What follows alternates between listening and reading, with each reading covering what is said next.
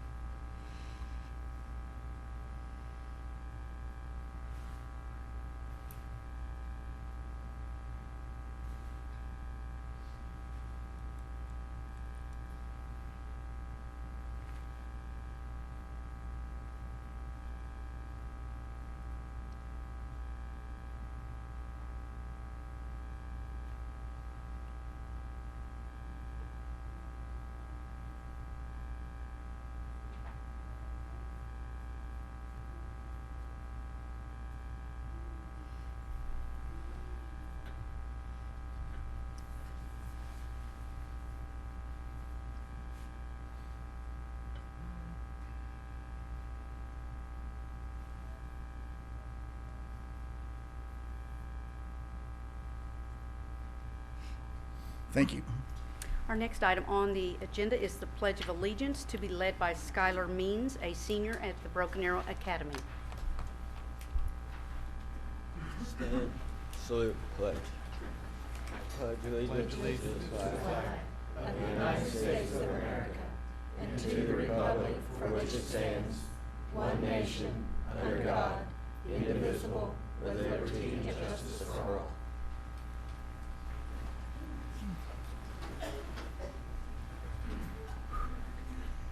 A little nervous. Just take a deep breath and you'll be ready. There, you can just look at me. That helped. I started out a little rough at South. I would skip school. Just no reason at all. I'd mess up, wouldn't do my work, get bad grades. Thought it was cool, didn't care. Eventually I went to the academy next year.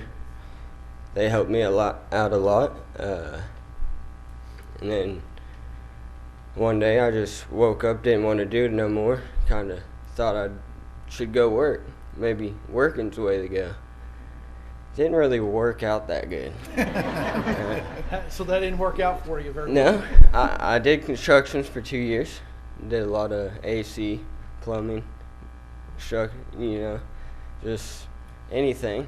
But it was good money, but there was nowhere to progress. I couldn't go nowhere.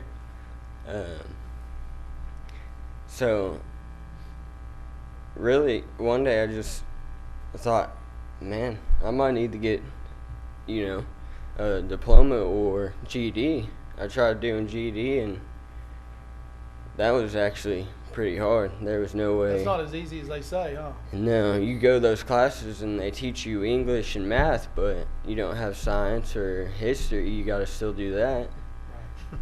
And that test ain't as easy as people say it is. So I went to the academy this last summer. Well, I went to summer school, got 2 credits. Then I went to the academy. I saw Mr. Pugh. I asked him, I said, "You got a spot?" And he said, "Really, we're full." He said, "You never know, someone couldn't show up. You might be able to get a spot in here. You just gotta, but if not, you might have to go to a big high school." I was okay with that. I was gonna do whatever it took. And then I got a call while I was working, and he told me, "You're accepted to the academy." So did you start jogging there right then? Yeah, I wanted to. The first thing I did, I called my mom. I told my mom. And now that I'm 4 weeks away, 5 weeks away, graduating, it feels good.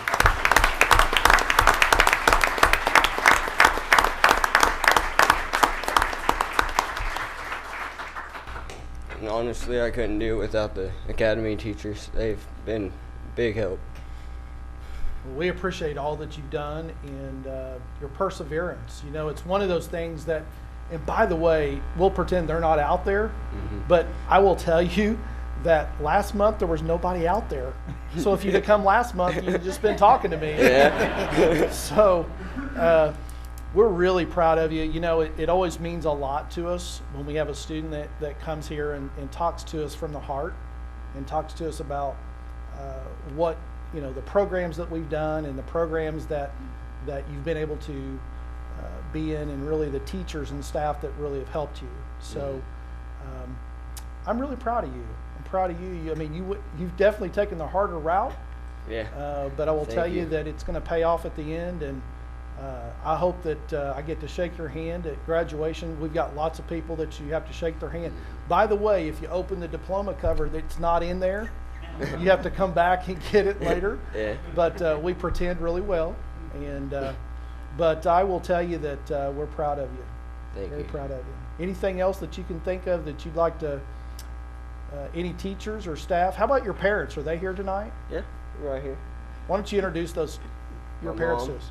Gina, me, and stepdad, Patrick, and then my dad, Darren. They've been a big help too. Okay.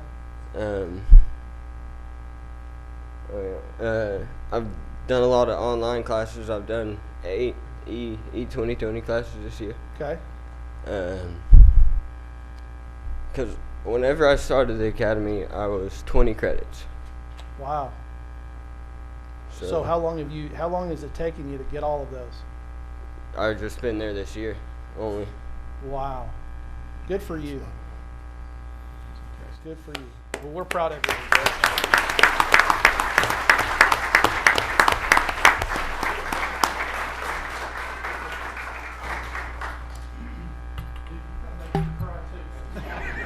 I can't do that in front of all these people.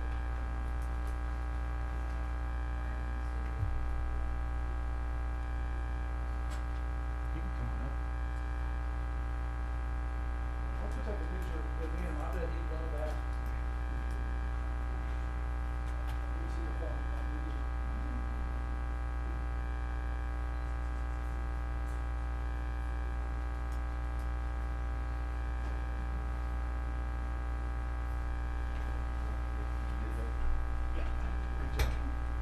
Nice job.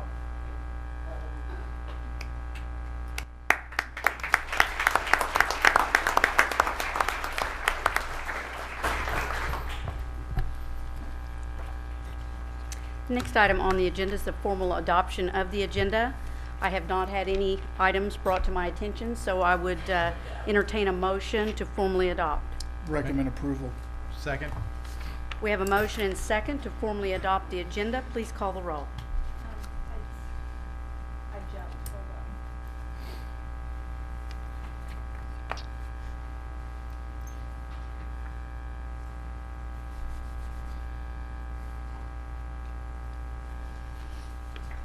Dr. Williamson? Yes. Mr. Majors? Yes. Mr. Allen? Yes. Mr. Denton? Yes. Ms. Kelly? Yes. Next item are the minutes of the March 7th, 2016 regular meeting minutes. Do you have any questions or comments? Otherwise, I would entertain a motion. Make a motion to approve? We seem to have difficulties here. Come on.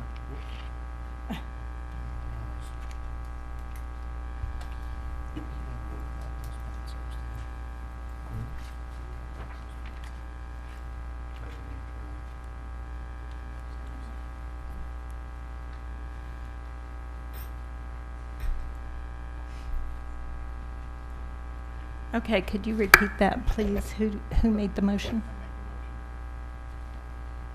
Jerry. We just need a second. Steve second. Steve made it. It's not wanting to move right.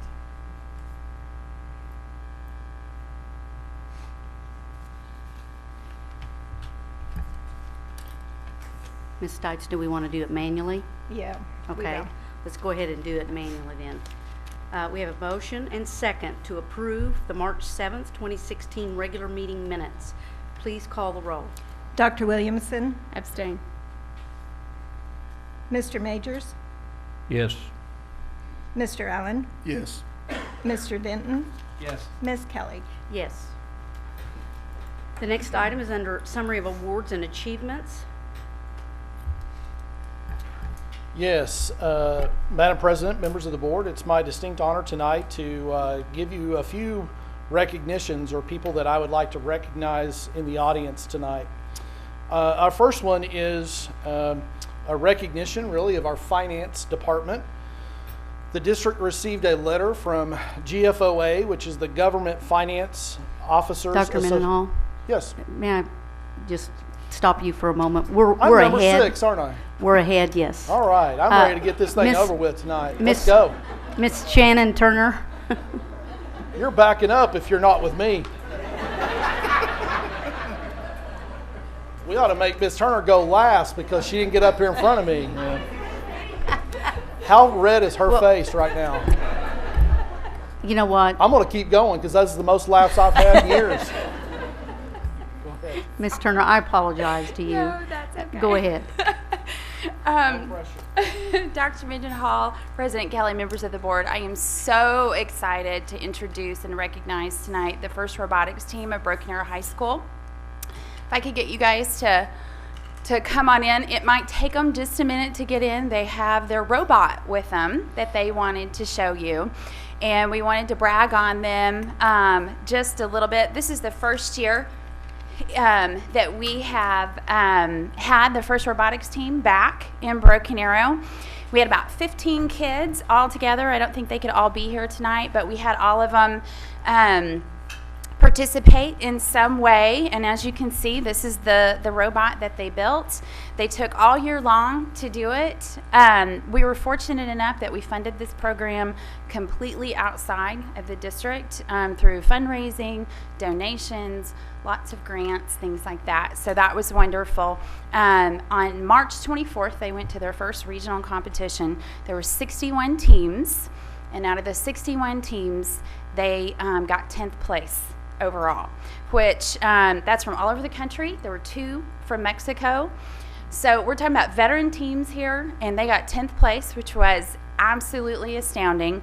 And just so you know, Tiger Strike was kind of the buzz of the competition. Nobody could believe that they were a rookie team and how well that they had done. So with all of that, I'm going to turn it over to Dakota Beller, who I would like to introduce. He is he's a math teacher at the high school who's the sponsor. And by the way, he is a first-year teacher. So. Hi guys. I think I'm just going to start by just introducing everybody on the team. We all couldn't make it out, but I think the majority of us are. First, want to recognize the guys from Tactical Electronics. They helped us out a lot this year with the programming and all that good stuff I didn't know about. So the first guy on the far right is Chris Wittenberg, and next name's Ryan Davis. And then the rest is our team. Right now we got Jace Belknap on the far right. I guess kind of raise your hand when you're playing. Christian Heath right in front of him. The next one I'm going to try my best. It's Young Hoon Han. That's it, right? Young Hoon. Okay. Zachary Hoax. I'm going to get it right.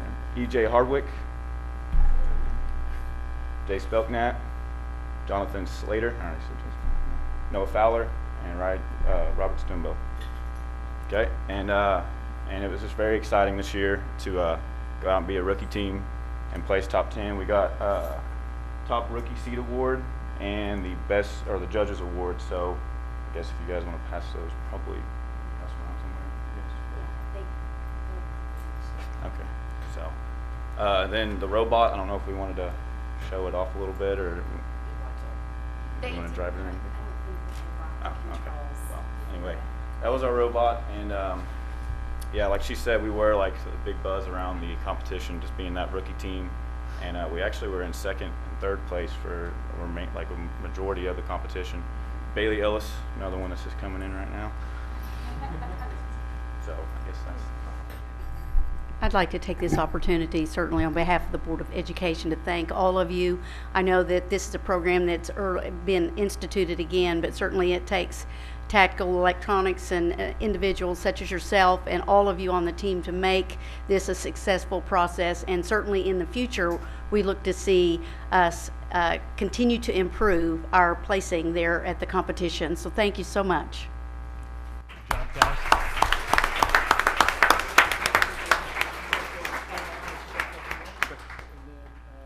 We're going to have you get in front of the robot. We're going to take a picture as well.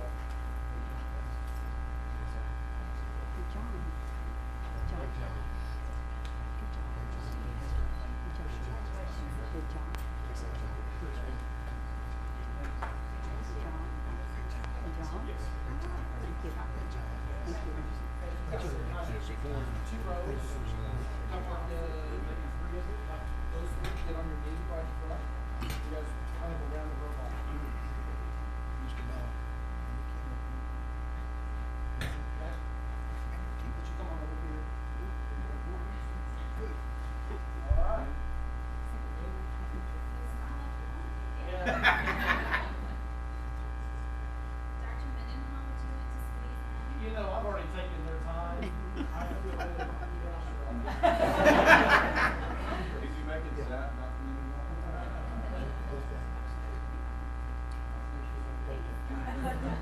Thank you, guys. Very good.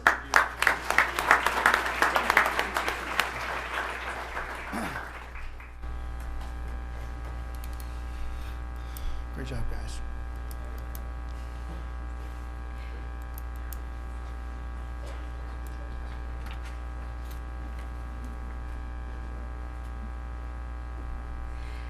The next item on the agenda, Dr. Mendenhall. I'm afraid to go. I thought the teacher was a student too. Didn't you guys? Yes, that's good. All right, let me start all over. And first, I want to recognize a couple of different people tonight. The first recognition is the GFOA, Government of Financial Officers.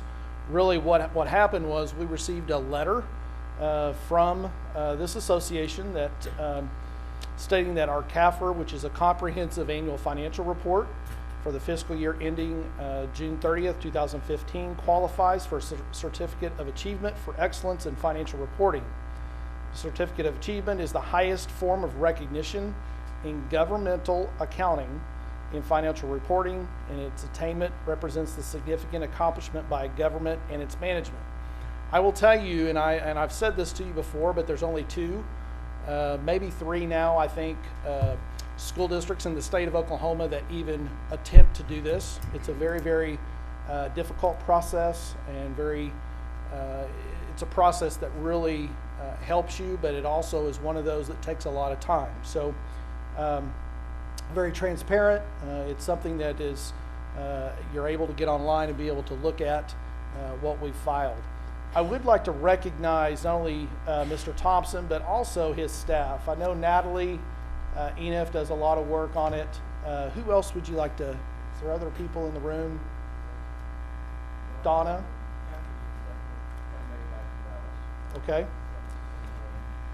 But really, those three probably are the main folks that actually do a lot of that work. So I don't take that for granted. I will tell you that in a budget situation that we're in right now, I'm very glad that we have all of those folks in that department doing that work. So appreciate what you do and appreciate that. I know that the certificate, I believe, has been sent to you, Mr. Thompson.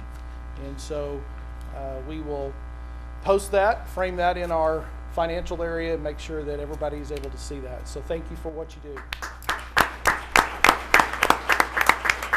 Dr. Mendenhall, Yes. I would like to say it certainly takes a lot going above and beyond to do the CAFR report, and it takes a lot as it relates to all of our employees working together to get that done. It is no small feat, and the Board of Education greatly appreciates it. Thank you. Item number 8, I wanted to mention this tonight because when those people, the folks that do get higher degrees, I want to recognize them. You know, less than 1% have a doctorate degree, and I know that Dr. Koster now has defended her dissertation and is now been named Dr. Gina Koster from Oklahoma State University. So proud of her.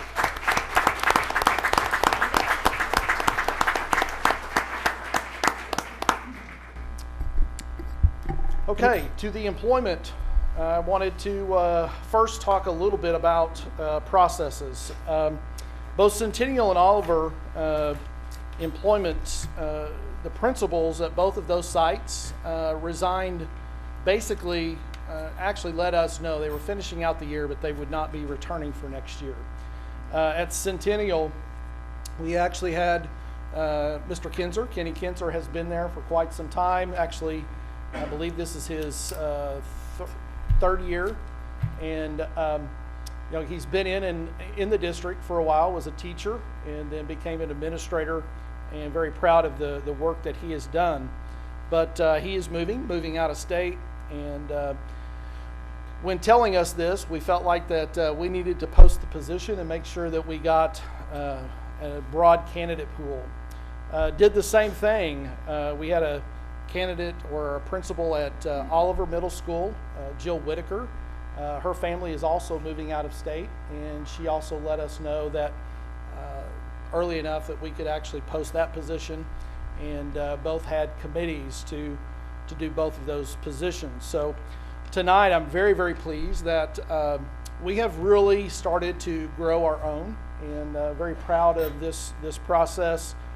Because both of the individuals that we're going to name tonight are internal candidates. Number 9 for the principal at Centennial Middle School, that will be Mr. Ashley Bowser.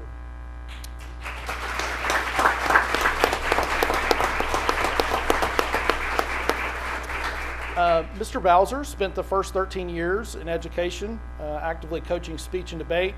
Since joining Broken Arrow in 2001, he has successfully coached a number of regional, district, and state champions in speech, drama, and debate.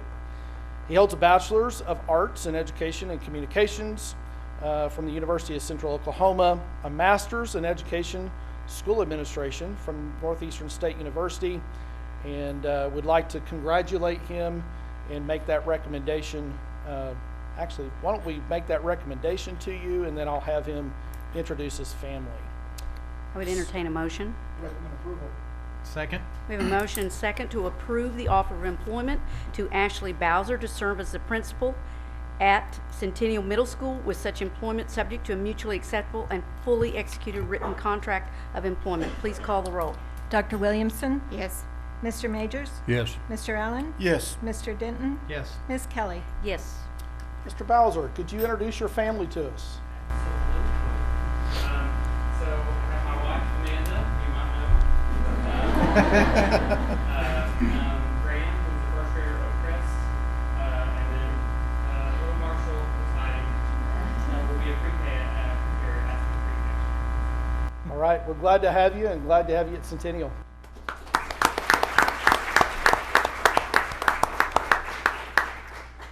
Our second candidate tonight we have at Oliver Middle School, and that will be Mr. Scott Kiker. Mr. Kiker is a graduate of Inola High School. He earned a bachelor's degree in education and master's in school administration from Northeastern State University in Tahlequah. He spent the first 10 years of his career at Sequoia Public Schools in Claremore. While there, he held many duties, including teaching various levels of science, coaching, was the director of athletics, and a principal of the mid-high. Mr. Kiker served as an assistant principal for 2 years at Centennial before moving to the Freshman Academy, and he is here tonight, and I would like to recommend Mr. Scott Kiker to you as the Oliver Middle School principal. I would entertain a motion. Make a motion to approve. Second.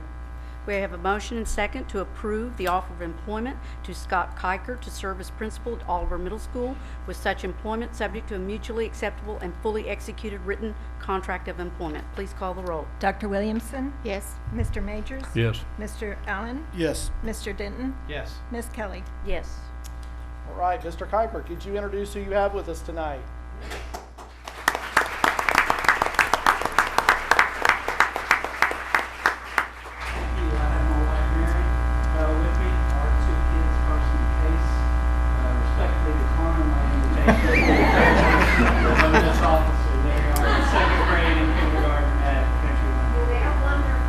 All right, congratulations. We're really happy.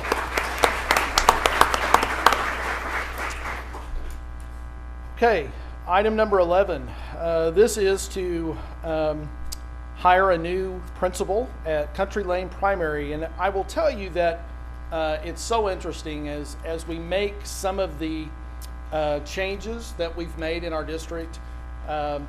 We have had to really look at the different challenges, not only with budget, but also just looking at what opportunities lay in front of each one of us. So one of the things that I always try to do is provide opportunities for our staff to grow and have a little bit of change. So today I sent out an email to the staff letting them know that we had some changes at our elementaries, and we were able to do that. It's so hard with transparency and the things we do with the Board of Education. You have to post these things, and so of course we posted that on Friday, and all of these principals that are not going anywhere, they're just going to new positions, had some lots of explaining to do. Because you know, when you see posted on the agenda that somebody's new going to a site, you're sitting there thinking, okay, well, what happened to this individual? So we had a lot of conversations about that over the weekend. Probably would have done it differently, to be quite honest, but in this situation, we feel like that we've done the best we can, and we wanted to proceed and move forward. Teresa Bokor is going to be the new principal at Country Lane Primary. Let me tell you a little bit about Miss Bokor. I know that we know her because of her history and her principalship that she is at the Early Childhood Center. Miss Bokor is a graduate of Northeastern State, has a bachelor's degree in early childhood education, has a master's degree in public school administration. She taught at Union, pre-K, kindergarten, and first grade before joining Broken Arrow Public Schools in 2011. She was an assistant principal for Liberty, and then she's been the last 3 years, she has been the principal at the Creekwood Early Childhood Center. We felt strongly that her next step was to be a principal of a larger building, and so we gave her an opportunity to go to Country Lane Primary. Of course, with her early childhood, it's kind of a perfect transition for her. And so I want to recommend to you tonight Ms. Teresa Bokor for the principal's position at Country Lane Primary. Okay, I would entertain a motion. Recommend approval. Second. We have a motion and second to approve the offer of employment to Teresa Bokor to serve as principal at Country Lane Primary, with such employment subject to mutually acceptable and fully executed written contract of employment. Please call the roll. Dr. Williamson? Yes. Mr. Majors? Yes. Mr. Allen? Yes. Mr. Denton? Yes. Ms. Kelly? Yes. Ms. Bokor, would you introduce who you have with us?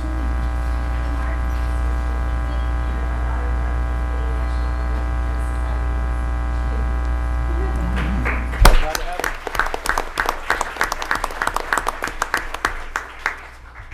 With that being said, our next individual is Ms. Leslie Officer. This is a discussion, motion, and vote for a new principal at Vandiver. The transition here is with Ms. Beckwith at Vandiver. There has been discussion about when we first opened the ECCs, there was conversation with her about taking over one of the ECCs. So Ms. Beckwith, that's our plan with her at this point, and Leslie Officer would be actually going to Vandiver. Let me kind of talk a little bit about her. Leslie Officer is a graduate of Oklahoma State University with a bachelor's in elementary education. She has a master's in library science. She continued her education at NSUBA with an alternative certification in education administration. She's taught at Oklahoma City Public Schools, Jenks Public Schools, Union Public Schools, and now the greatest, Broken Arrow Public Schools. Came here in 2010. She has served as an assistant principal, was there at Leisure Park, and then has been at Country Lane Primary for the last couple of years and has done a great job. And so we feel like the transition and change at Vandiver will be positive for not only her, but also for Vandiver as well. So I recommend to you tonight Ms. Leslie Officer to be the principal at Vandiver Elementary. Okay, I would entertain a motion. Make a motion to approve? Second. We have a motion and second to approve the offer of employment to Leslie Officer to serve as principal at Vandiver Elementary, with such employment subject to a mutually acceptable and fully executed written contract of employment. Please call the roll. Dr. Williamson? Yes. Mr. Majors? Yes. Mr. Allen? Yes. Mr. Denton? Yes. Ms. Kelly? Yes. Ms. Officer, you here? There you are.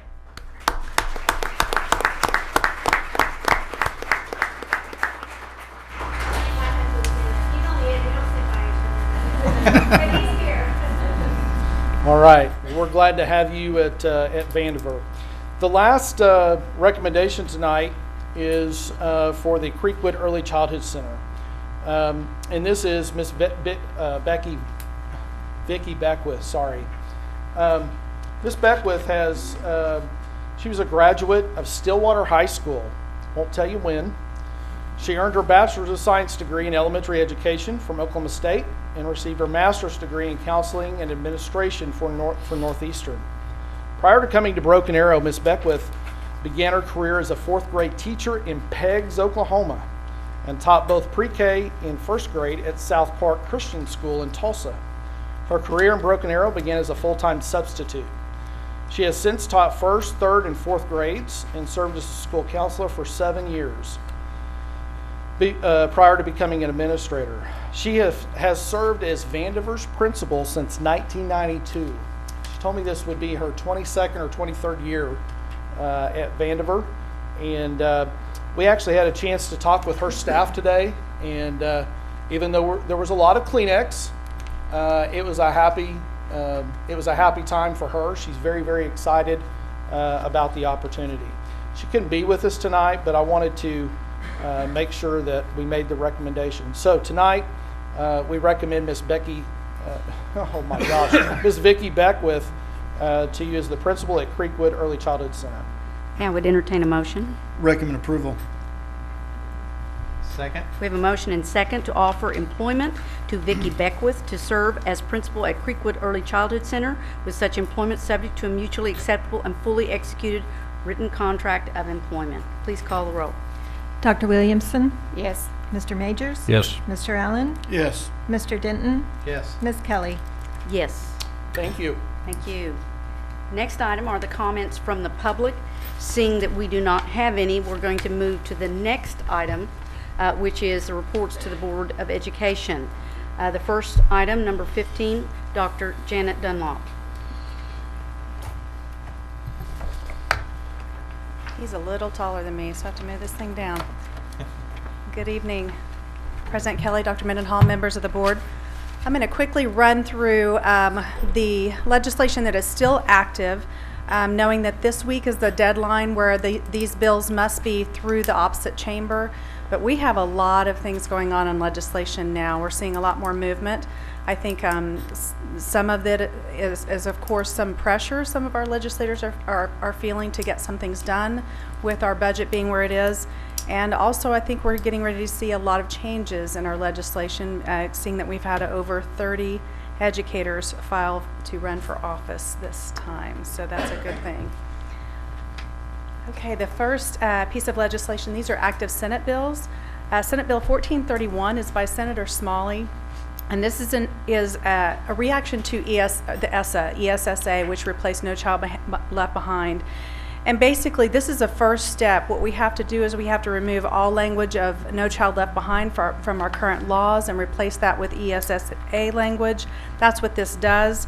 We have several other steps that we'll have to accomplish in legislation probably next session. And those will be to change the testing legislation, to change A through F, to change ACE legislation, RSA. There's several dominoes that will fall as a result of the passage of ESSA. Okay, the next one, Senate Bill 1269 by Yen. This directs the State Board of Education and the State Regents for Higher Education to develop a college and career endorsements of distinction and direct student coursework toward career pathways. This is a big push that we're hearing in the State Department and also in higher education to create plans of study or pathways for students so that they have a clear path of what they're going to do post-secondary education. What's interesting is we've been talking about that in Broken Arrow for the past 4 years, so we are well prepared for this and probably much ahead of the game. So we hope that Senate bill does get through and passes. The State Department now is also talking about building some plans of studies so that would be work that would be done at the state level, and we wouldn't have to go through quite as much planning as we had originally planned.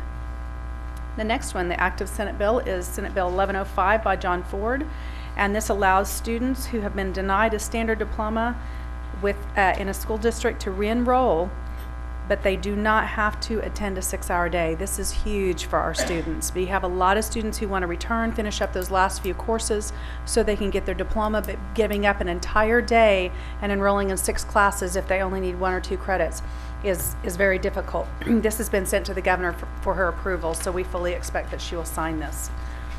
The next Senate bill is Senate Bill 911. Excuse me. This is by Ron Sharp, and it's interesting. It's allowing districts basically to fine students for disciplinary reasons. So if it allows another avenue for schools to where they can find them, and I've also heard a little conversation about community service, that we can apply community service. Of course, our IEP students would be exempt from this, and also students under a certain age.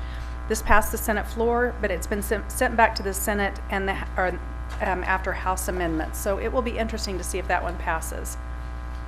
The next one is by Representative Randy McDaniel, and it's 2263. It modifies the application for retirement, extending their 30-day filing period for 60 days, so that's pretty straightforward. It's passed the Senate floor on Thursday with a vote 41-0, so it looks like it's got a lot of movement. House Bill 2649 by Todd Thompson out of Ada allows for 2 days, not less than 6 hours, to be counted toward attendance purposes in a 24-hour period. What this does for us is it allows us to count the parent-teacher conferences as another day. So this is a good thing for us so that we can have those evening conferences and teachers don't necessarily have to come up for another day or half day. This passed Thursday by a vote of 39-0, but it has been sent back to the House floor for the approval of some of the Senate amendments. It looks like it's getting a lot of movement though. The next one is House Bill 2967 by Representative Jason Nelson, and it permits the State Board of Education with 1 or more high-need schools to enter into a written contract with a student teacher for the time that student teacher is assigned to a school district. So basically, if we have 1 or more high-need schools that are identified through our accountability system, we could hire a student teacher into a contract right then, and we wouldn't have to wait until later. And that, of course, is pending on their certification passing. And the next is House Bill 2614 by Todd Thompson, and it adds an exclusion for public schools not to provide education services for a student who has been removed by a public or private school in this state or another state, basically for harassment. If they've used electronic devices or face-to-face harassment, we have the ability to refuse services to that student. It's passed the Senate floor and has already been sent to the governor for approval. So I think this is what we're seeing in some of these really hardline bullying legislation that we've been seeing recently. And finally, next bill is House Bill 2957, and this is by our local legislator, Michael Rogers. And this will make, I think, our principals and teachers happy. It removes the quantitative measure, makes it optional. So we will not necessarily have to have testing attached to teacher evaluation.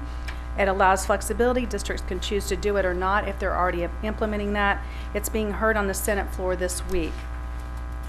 I do want to point out also, I didn't include all of them because there's 5, but there are still 5 EOI or end of instruction bills that are alive. So it looks likely that the end of instruction tests will be eliminated next year. What is going to be in place is still up for grabs. We'll see what's going to replace those.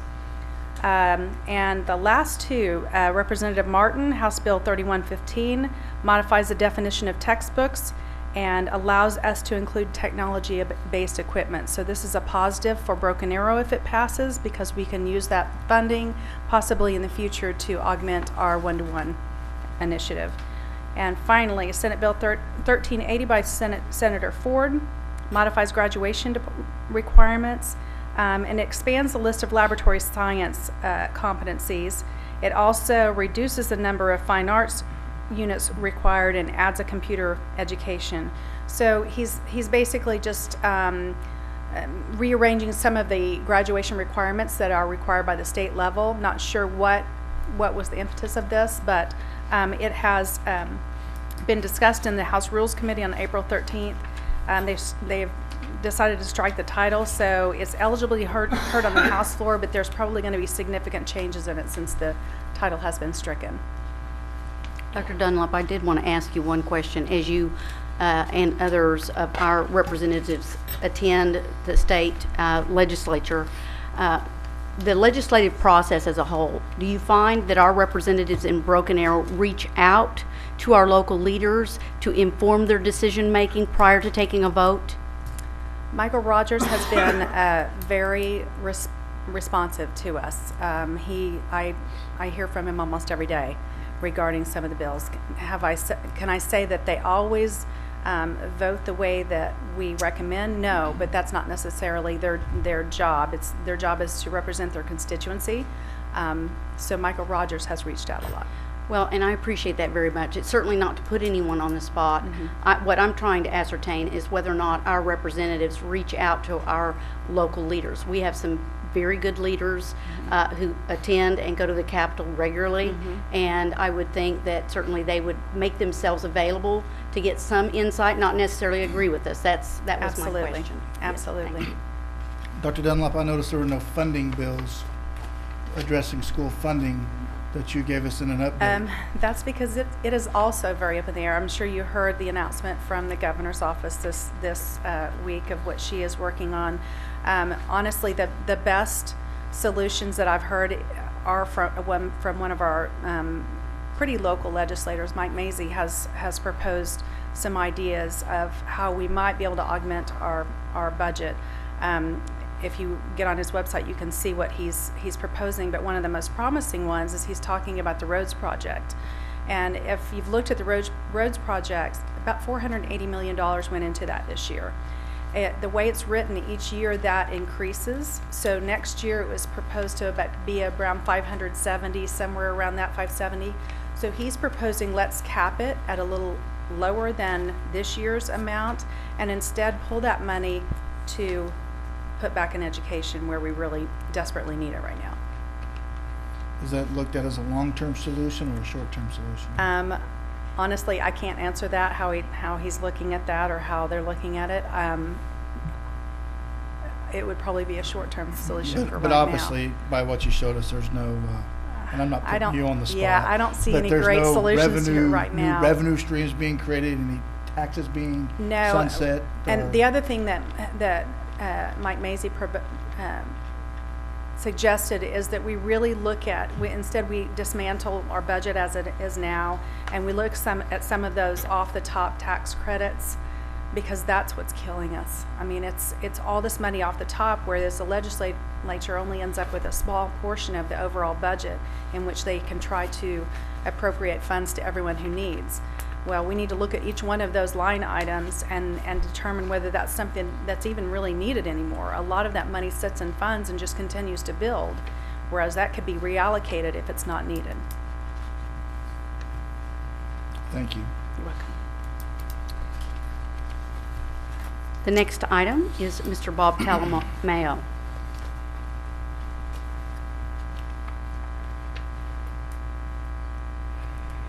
President Kelly, Dr. Menon Hall, members of the board, I'm here to give the monthly construction update. I'm going to go through this first part a little bit quicker than you're probably used to. I'll stop if you guys have questions, but we have something to share with you guys that's pretty interesting for us as an operation department. Currently, we are working on Sequoia Middle School, the high school, Kirkland Activity Complex, and the new elementary school. Sequoia Middle School bid out at the end of March. The GMP will go to the board tonight for approval. So we're excited about that one. We're excited to get started, and we will start with site clearing towards the beginning of May, not to interfere with testing. This is a rendering of the media center.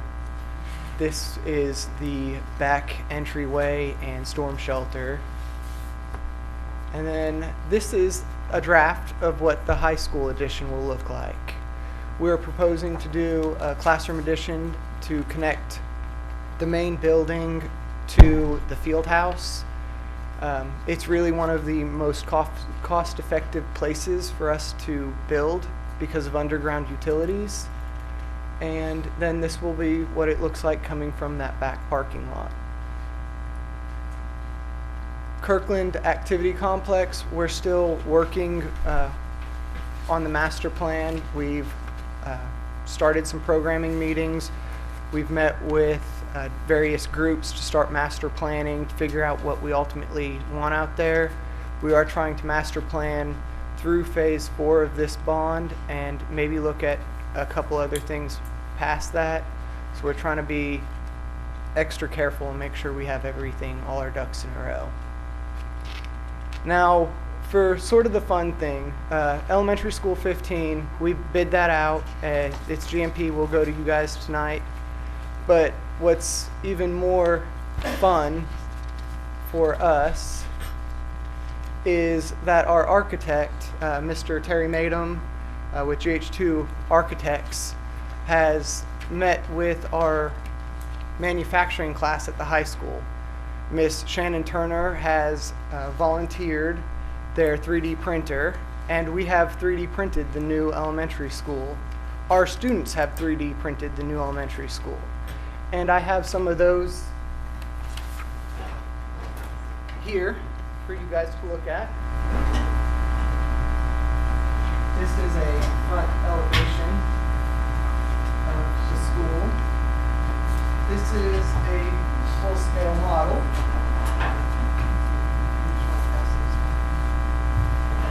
And the full-scale model is actually 3 pieces.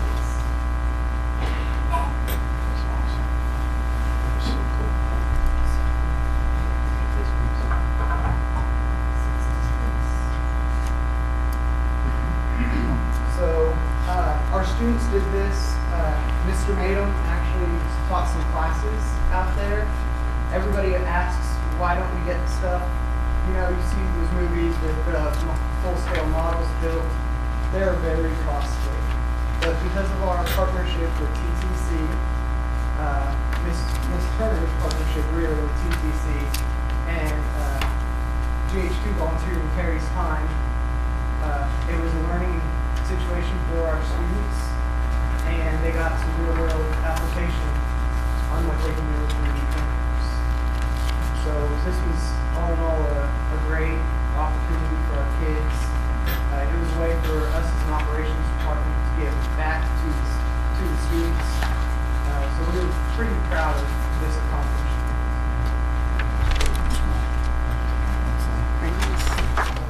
Thank you.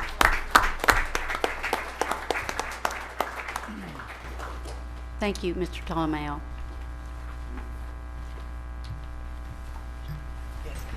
Pass that down.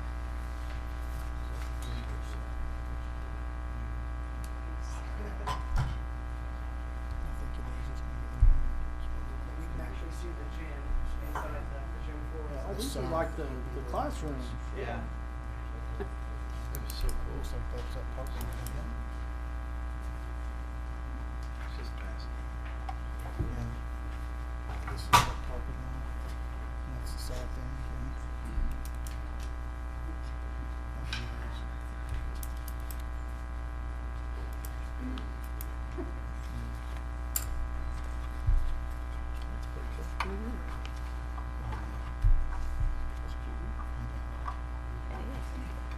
Have a seat.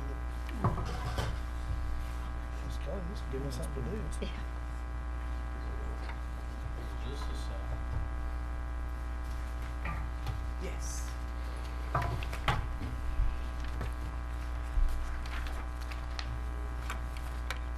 It's the pond. There we go.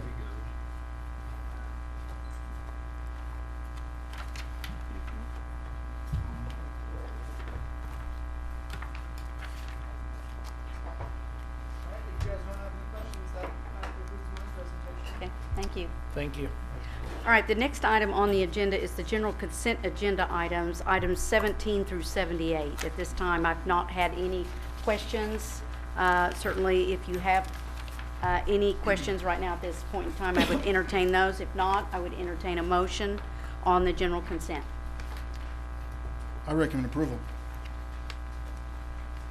Second? We have a motion and second to approve the general consent agenda items 17 through 78. Please call the roll. Dr. Williamson? Yes. Mr. Majors? Yes. Mr. Allen? Yes. Mr. Denton? Yes. Ms. Kelly?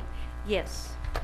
Before we move on the agenda, we're going to take a short break. It'll be about a 10-minute break. So right now we are at 10 minutes to 7. So at 7 o'clock, we'll promptly begin the meeting again. So we have a short break.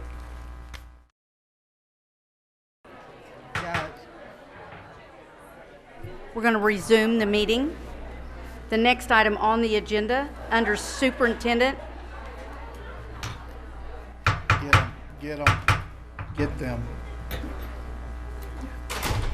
the next item on the agenda, under Superintendent and Board of Education Communications, is Dr. Menon and Mr. Dwayne Thompson.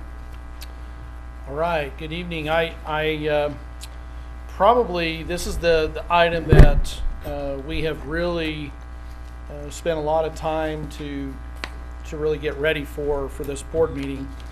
One of the things that I would tell you is the budget realities have been something the last, gosh, I would say 2 months have been really, it's kind of been a moving target. So what we're trying to do is really hone in on really where we're going to be. And it's really helped us because we've been able to do a couple of surveys. We've done an internal survey and an external survey. And we really have some ideas of where we might be able to recommend. So as we move through these tonight, I would encourage the board to just ask us questions. Mr. Thompson and I are going to take each one of the items and then kind of go through them. So the first thing is the goals. If you recall, we started this process and talked about the budget reduction process and really what the goals were going to be. I'm sorry that that's not big enough for everybody to read, but let me kind of go through those. Keep the cuts away from the classroom was 1. Number 2, maintain all student instructional programs. Number 3, secure funding for employee stipend. And number 4, protect the fund balance. I'm going to tell you that as things have changed, it has been more and more difficult to really be able to keep or maintain some of these goals, because the more we've looked into what we're really looking at really a $7 million a cut, just because we got to make sure that we're fiscally responsible, not only this year but into next year. And that's really our bigger focus right now, is making sure that we can do that. So spent a lot of time looking at the survey results. You might remember that the first survey we did was internally with our own staff, and that gave us some really great foundational things that we needed to develop the bigger survey that we gave to the community. And you're going to see tonight how good that feedback was. All right, some recent developments. Mr. Thompson? So as you're aware, we were able to get through the legislative process and the governor the $51 million of rainy day proceeds. That obviously was just for this fiscal year. And really the desire for that was that there were numerous school districts across the state that would not make it through the end of this fiscal year. Originally what they had intended to do is that, first of all, they started off with not touching the rainy day fund at all. Then they moved to, well, if we're going to use the rainy day fund, we'll use it in 17 to help fund that portion. And then they had to back up, and because they were notified the number of schools that would not make it with the 2 cuts through the end of the fiscal year. So what they were trying to do by using the rainy day funds was to be able to give those school districts an opportunity to have a less of a cut, to be able to then make the adjustments they needed for 17. Obviously, with the size of our fund balance, we're not one of those schools, but there are numerous that was a very real reality for them. So that that did happen, and I'll get into how that specifically assists us, the trickle down to us. Then you saw just a couple of days that the governor had a budget 2.0 and identified some options for the getting through the 1.3 billion. I was at a conference right as that was presented. One of the things that was interesting is who wasn't at the press conference, and so it was just her proposing ideas. There was an agreement with leadership as to how to do that. Some of those items, for instance, as it relates to a bond issue for road projects, is just postponing the inevitable. So if you have a $500 million disbursement for transportation now, and you say, okay, we're going to sell bonds for that and give the $500 million to another agency or agencies, and we're going to repay, then you're going to have the $500 million plus the payments, a greater amount into the future. So you, as you describe it, kind of kicking the can down the street and putting off the inevitable that you're going to have to deal with that same $500 million somewhere. The other parts of it is just kind of the discussions that have gone on, and you have to listen very, very carefully to where reality is, because when they say, well, we're only going to cut, for instance, 5% in 2017, that's not that we're only going to be cut 5% in total. We're going to be cut 5% in addition to the 7% we've already been cut, so a total of 12. Whether or not, and you've seen the articles from various representatives that said that's not even mathematically possible to stay at 5%, especially with there is no legislation except for a cigarette tax to even generate any new revenue. So we'll see how that works. And one of the last things that we've been working on is, since the legislative session started, I have been talking to our legislators about the April 1 deadline, and that went into effect 2003. And as you saw, only in 2004 did they ever adhere to that. And basically, it was passed to fund education first, not the entire budget, just the education portion. So all the organizations and groups have met together and said, listen, just get it to us by April 30th. I mean, you've already missed your deadline, but get us to April 30th, because we have decisions to be made. And while we're talking about dollar amounts now, that could be more or less than what we're proposing. And so you want to know that as soon as possible, because obviously it's less. That would be great. And there's things that we might not have to do. And so we prefer to do it that way. But I'm not sure we're going to get it by April 30th, but we'll see how that goes. But that's kind of the last portion of that that we really need to know. And I would encourage folks that are interested in contacting their legislator. That's our number one topic right now. Is we know there's going to be a cut. Just tell me what the number is, and get there sooner than later. I do understand that there may be, if they prolong it, that they feel like they're rushing into it. But if you're not proposing any legislation to fix it, it's not going to be any different today than it will be in April. The only thing that has happened positively is that the oil prices for a temporary portion of time has gone up and actually met the $40 that is proposed for next year. So that at least is something better than it has been. But anyway.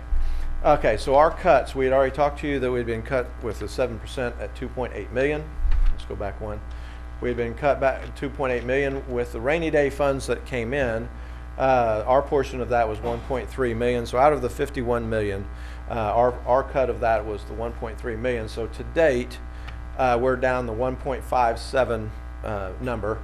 And then as we've anticipated, they're going to make up the rainy day fund and other cuts to get us to the 5.7, so a total of 7.2. We'll see if that actually works out or not, depending on what they do. Now, they're talking about a wide variety of options, so we'll see. If you go to the next slide.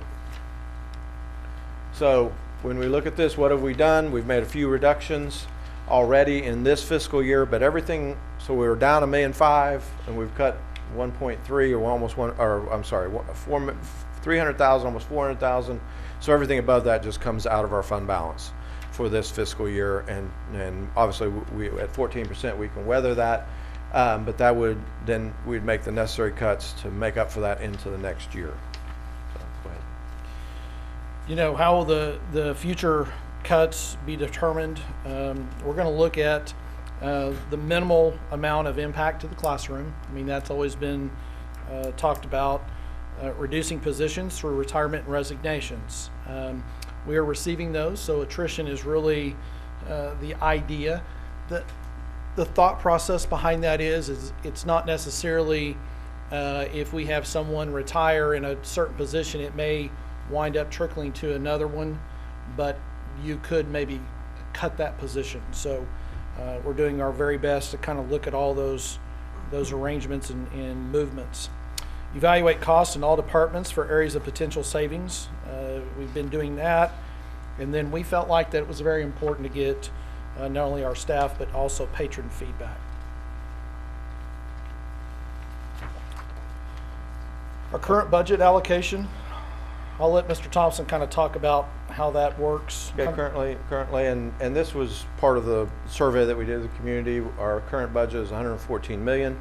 And with 63% of that going for instruction and staff support of instruction. And then you can see the other categories moving around from the next largest is operations, all the way over to other is at 2%. And everybody says, well, what is other? The majority of that is spent for BNA connections. So we make that expense and then reimburse ourselves for that program. So you can see the various percentages there, and that tied back to the percentages that were on the survey that the community had.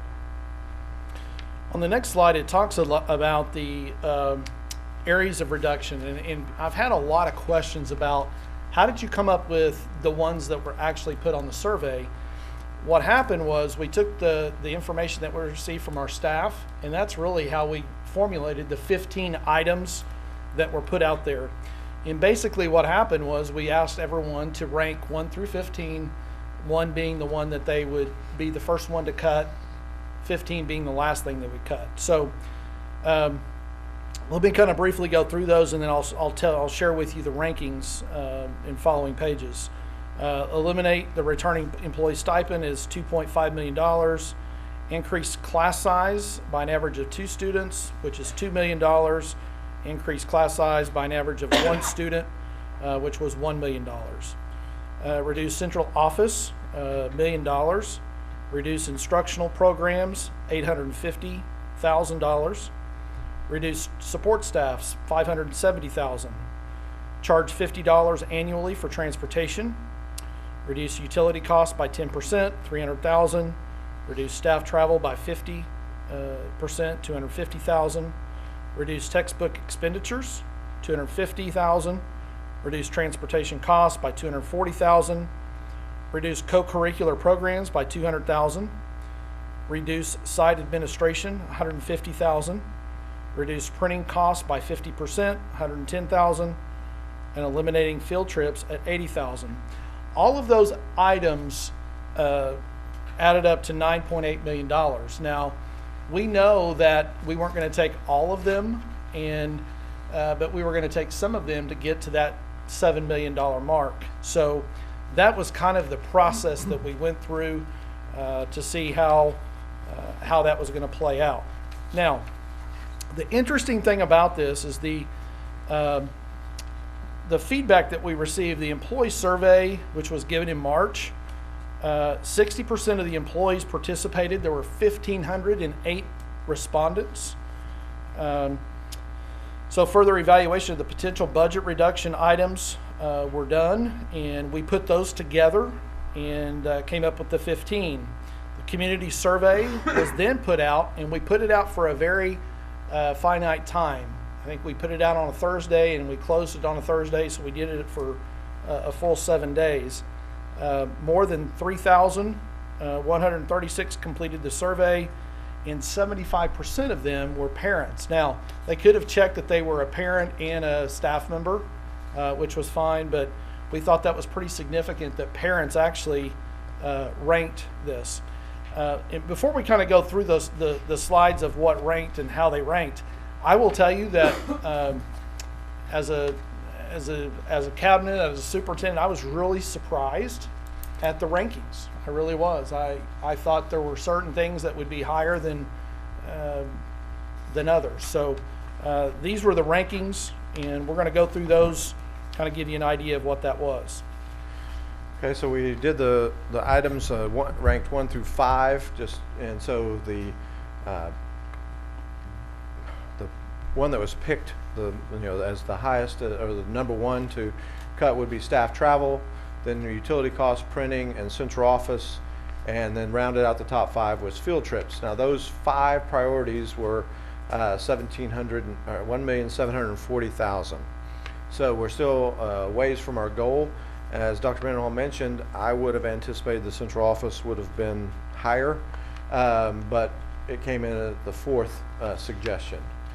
Then the next 6 through 10, we have textbooks, transportation costs, then the $50 transportation fee, then site administration reduction, and then the employee stipend. Again, I personally would have thought the stipend would have been higher, but it came in at 10. And so those totaled the $3.4 million, but we're still only at $5.2 million for the top priorities of 1 through 10. So we got to the next group, and so the 11 becomes reduced by class size, or increased class size of 1, then the support staff, then co-curricular, and then we get into, to get to the $7 million, we get in a little bit into the instructional program support, and then last, as you would expect, would be the increased class size by 2. So you can see that all of the items, or how they're ranked, there's things in there that we'll discuss as to what level we do those. And again, if we get better news and what the actual cuts are going to be, that number may lessen, or obviously it may get worse as well. But what we would also do is reevaluate the options that we have and do portions of those. So at this point, we haven't decided anything except what we're calling a staffing frost, which is every single position is evaluated and some are not being replaced. The idea would be, if there's, for instance, in the increase the class size by 1, that there would be as much as we possibly can of keeping those reductions as low as we possibly could, and looking at every option to do so.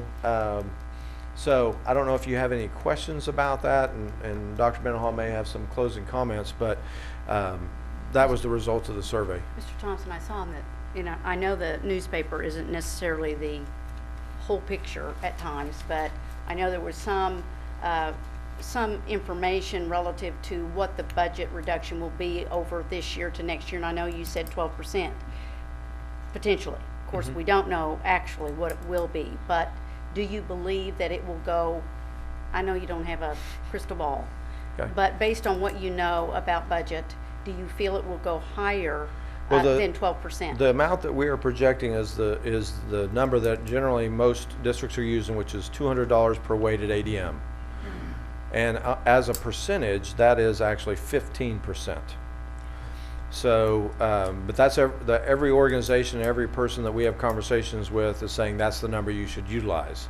So I actually think that's probably the cap as the high point, and then whatever happens below there would be, better for us. But so every school that I'm aware of has settled in at the $200 per weighted ADM to budget for. The other thing that I think needs to be, so you guys know, is as we begin the process, we've really worked hard to look at internally administrative staff.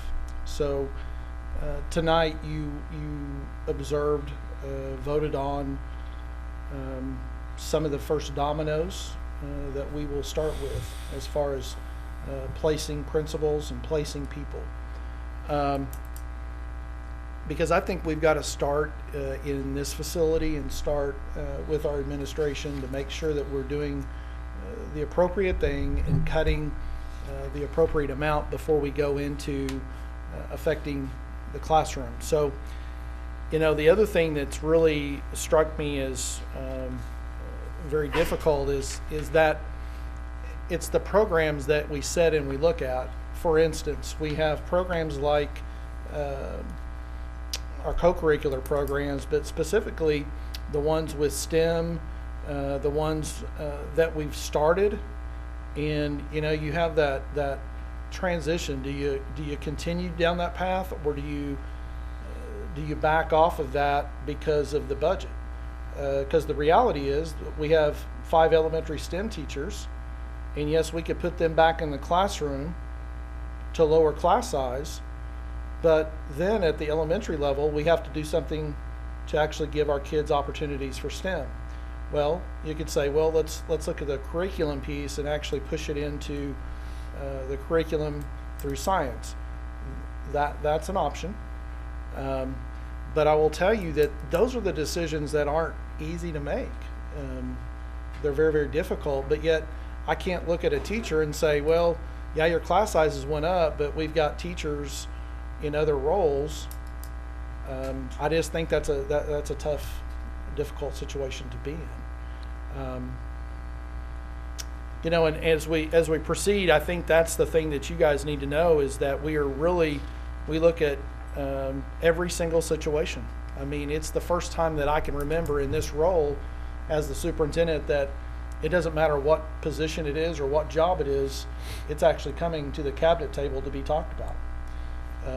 And you think about how many positions we have in the district. So we're talking about bus drivers, we're talking about child nutrition workers, we're talking about you know, principals, teachers, aides in the, you know, do we, you know, another thought process has been, do we raise the early childhood by a student or two? Right now we have 20. Do we go to 21 or 22? The answer is, I don't know. I mean, right now we've said, no, we don't like to do that because we know it's not best for kids. But if we could save some classroom teachers, it might be smart to do that. So we're not taking this lightly. I will tell you that not only is this people's lives, but it's also our kids' lives that you know, we've done everything we've done for good reasons. And so I come to you tonight to really kind of give you the information. I think it would be unfair to say that we're going to draw a line and whatever the community says, that's what we're going to do. I think we still have to look at each individual item because I think there's still conversation we need to have before we just make those cuts. Well, I guess the real crux of the problem here is over the last 10 years. It's the loss of tax revenue. It's the inability of our legislative leaders to create and come up with new solutions. I think, Mr. Thompson, you made a very good point in that our school leadership is working with the legislative leaders and maybe school leaders across this state to try to come up with a budget before April 30th, but yet we still don't see any movement by our legislative leaders to create new sources of revenue. And I would add that every employee to our organization and every program is critical. It's critical to our mission, our vision, our strategic plan. We set out 5 years, a little more, right at around 5 years ago, and created a strategic plan. Part of that strategic planning was it goes along with the STEM program. It goes along with the co-curricular programs and all of the things that we've been doing to ensure that our students have greater opportunities. I will say this, that I believe our parents in our community are extremely supportive, and we appreciate very much the feedback that we've gotten from our staff members and from our community, because that helps us as board members become more informed and make better decisions. But I can tell you, over the next, I would say, couple of months, we're going to have some very difficult decisions to make. And as you sit out there, I know at times, you know, it's hard when we serve in different roles. But I want you to know, sitting where you're sitting, I once sat there before too, and I can understand some of the questions and some of the concerns that you have. And one of the things that we've, I think, done, not to say we're perfect at it, but tried to communicate with our constituents, try to communicate with our staff members to ensure that we're doing the right thing. So thank you for all that you do, and thank you for continuing to provide feedback and support to our district and to our leadership. Dwayne, I had a question. You know, potential for 5% cuts next year, the cap that they say. When do we start planning for that? Well, that's part of this process. That's this included is in going to be the 5% for yes, next sir. year? That Okay. and that's, that's included in the dollar amount total of the $200 per weighted ADM that we believe is the reality. The key is we want them to confirm that. Obviously, I can't really move too far until we have a firm number, because I don't want to propose cuts of 200 million, 200 per weighted ADM when it's only going to be 160 or something like that. So we need to know what the real number is, but that's included in this total amount that they're going to reduce. And one thing, and I'm not a sky is falling kind of person, but I will tell you that this is not the end. I anticipate they're not going to call it a revenue failure, but there will be another shortfall before the end of the year. And the reason they're not going to call it a revenue failure is because it's in the 1017 fund, and we're the only one that gets that money. So they're just going to let the State Department figure that out. And so they're not going to really call it anything. It's just going to happen, probably, unless we have some good months before now and then. And the second part of that is, if you, let's say, just in education, there's other agencies that are losing revenue. And I don't claim that they're not. But let's just say, just in education, if you're cutting 1,500 positions and the total amount of those salaries averages 40,000, you're taking 60 million out of the economy times whatever an economist says that they spend. And so we won't reap that benefit until next year. And so that won't be promising either. So I would say we're not at the end of the shortfalls, even regardless of where oil goes, because I don't believe that those companies, unless they have capital remaining, are going to be doing a whole lot. They're going to try to rebuild what they've already spent to try to stay afloat. So those are all things coming down, but the 5% is included in what we're discussing for the next year. Because weren't we 300 million or 600 million before we got to the 1.3 short? The total for next year was 900 million to begin with, and then they had to expand it to the 1.3 million. Yes, sir. Because the prior year was like 600 and something million. I remember in one of our meetings. Right, and one of the problems that they have is when they use one-time revenue, that just prolongs inevitable. So our hope is not only that we get a budget, but that that sooner than later, but also that including that budget is no rainy day. There's no one-time revenue, because all that does is just prolong it.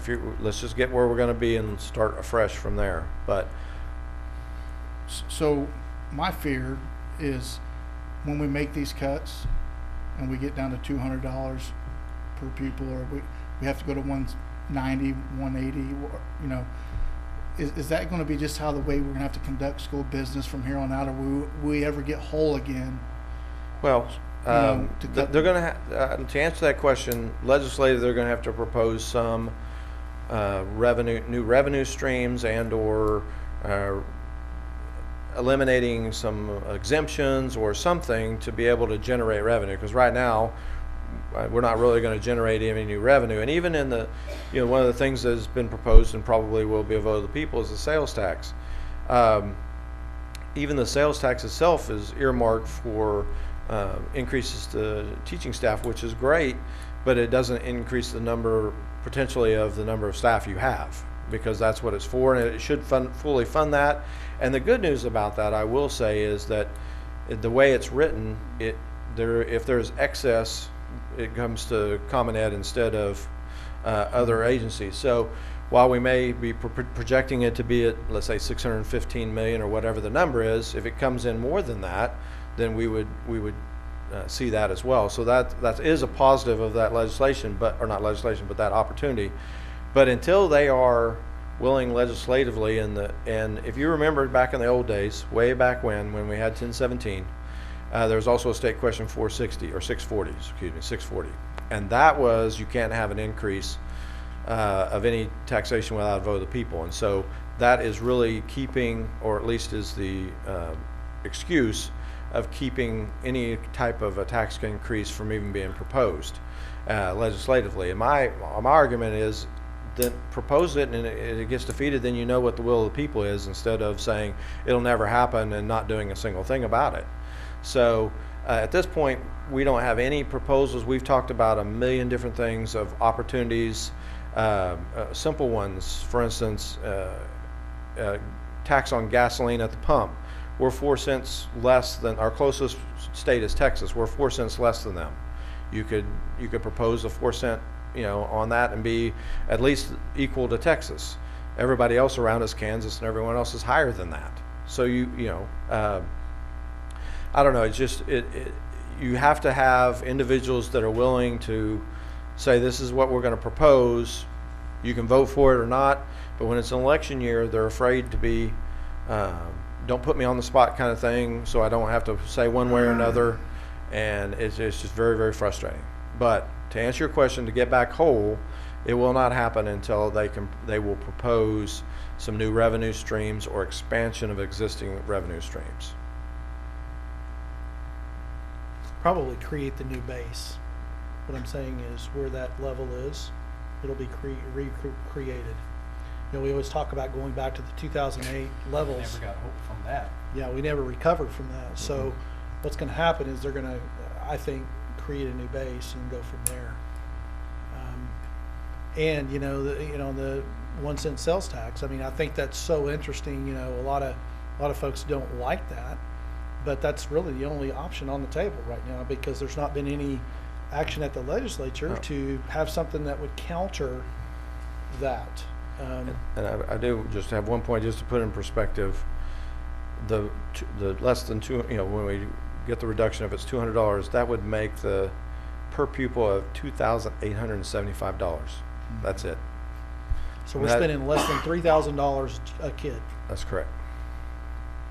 I mean, that's not a very big number. What's that comparative of what year back? Oh, that would I probably can't go back that far. I can get you that date, but I mean, that's okay. It'll be way back. I've never there. ever heard it going under 3,000 a kid ever. And so, well, Mr. Thompson, anyway. the Constitution requires the state to fully fund a free and appropriate public education for every child in the state. There are other states, such as Kansas, who've had litigation because they were not being funded. Students were not being funded at the level they should be. So has there been any discussion relative to that issue for the state of Oklahoma? Oh, I've had it. Since I came from Texas, which is the capital of the state. I've had 3 lawsuits. The question is someone taking that on and actually doing that and doing the research as to what avenue you have. I believe in our past there was a lawsuit, I believe, filed by the OEA in that regard. It didn't get any play, or I can't remember exactly what the court decided, and that has kept people somewhat at bay from doing that. But I do believe there's always a way, and so it's just a matter of having a firm that is willing to research it to say, this is the avenue that I believe we can pursue. Would you help us, monetarily as school districts to participate in that, and then move forward and see what happens. And and as I said, Arkansas has done it, Kansas has done it, Texas has done it 3 times. Texas right now is in the middle of trying to figure out how they're going to resolve the last lawsuit that that the districts were successful for. So it's a viable option, but obviously I'm not an attorney, so you need a firm that can read through that language and how to present that in such a fashion that you can get to the court. But yes, I discuss it regularly. Well, thank you very much, Mr. Thompson and Dr. Menon. The next item on the agenda is the strategic plan, the 3rd quarter update. Dr. Menon.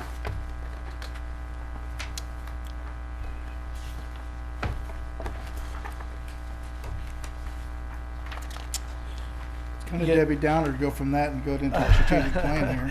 Yes, if I could ask the cabinet to come up, and we'll start going through the strategic plan.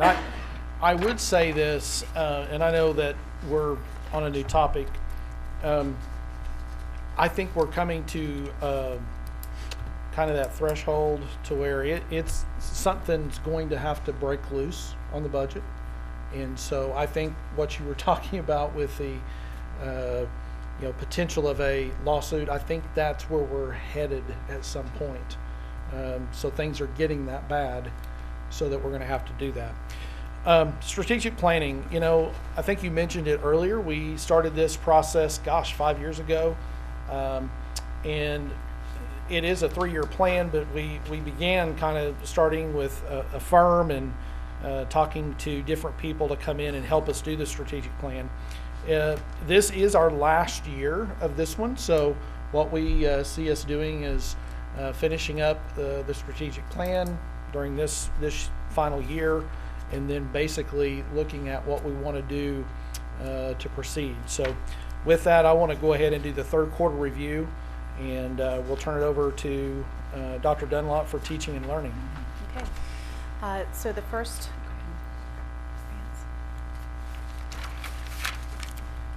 Okay, there we go. So the first action plan that we were looking at for this quarter was the action plan that dealt with creating real-world partnerships so that our students would have experiences and experiential learning that really pertain to real-world application. So a perfect example of something you saw today was how our pre-manufacturing program partnered with Mr. Ptolomeo to create those 3D printed versions. We also, of course, have continued to develop our KEP program, but some of the most recent development of this is the alignment of all of our coursework with TCC so that students in our high school have even more of an opportunity to earn dual credit. This will continue to develop. We've changed our coursework so that kids can actually get very, very close or not, or even achieve earning an associate's degree at the same time as they earn a high school diploma. So we are moving closer and closer to that goal. And then the second goal that, as far as this, we've achieved this goal. We'll continue to build partnerships, but that's like any kind of strategic plan. You're always going to be continuously improving that. But as far as what our original goal was at the beginning, we've met the goal that we have achieved, that we set out. The second goal that we had in teaching and learning was to create a post-secondary plan for every secondary student at the high school.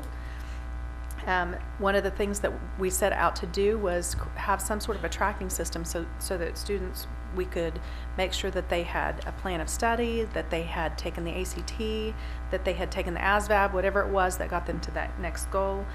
So as a result, we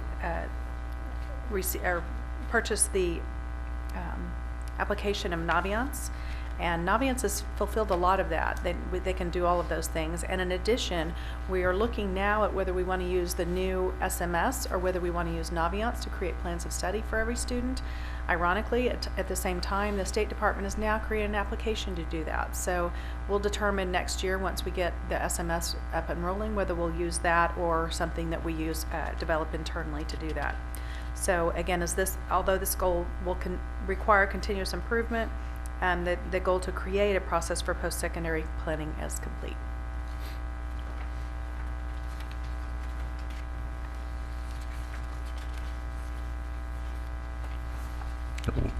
I'm not Ed Fager. Go ahead. I thought I was off the hook there for a minute. Our action plan was to enhance the district's benefit program to recruit, develop, and support a dynamic workforce, which obviously helps our students to be successful. This was actually a continuation of an action item that we had for the second year, and we were asked to continue to report on that this year. Some of the things that we've been looking at, and I reported on these really at the last meeting, we're looking at an employee benefits self-service portal. We've also started looking at some additional voluntary employee benefit options, and we had examined a telephone physician visit kind of an option. It was potentially going to be built into the employee self-service portal, the vendor that we were looking at there. Some of this, we continue to work with the state to try to look at health clinics as a possibility. They continue to tell us that they're still evaluating that option as well. The problem that we're running into with these options is they cost money, and these are not inexpensive programs that we're looking at, and in a year of tight budgets, making much further progress on these is going to be very difficult. Even the option of adding additional voluntary employee benefits If our salary increases are reduced or eliminated, employees aren't going to be anxious to spend money on new benefits out of their own pocket. So this is something that's going to be a little bit of a challenge, but we always continue to look at opportunities as they make themselves known. So, any questions? Thank you. Okay.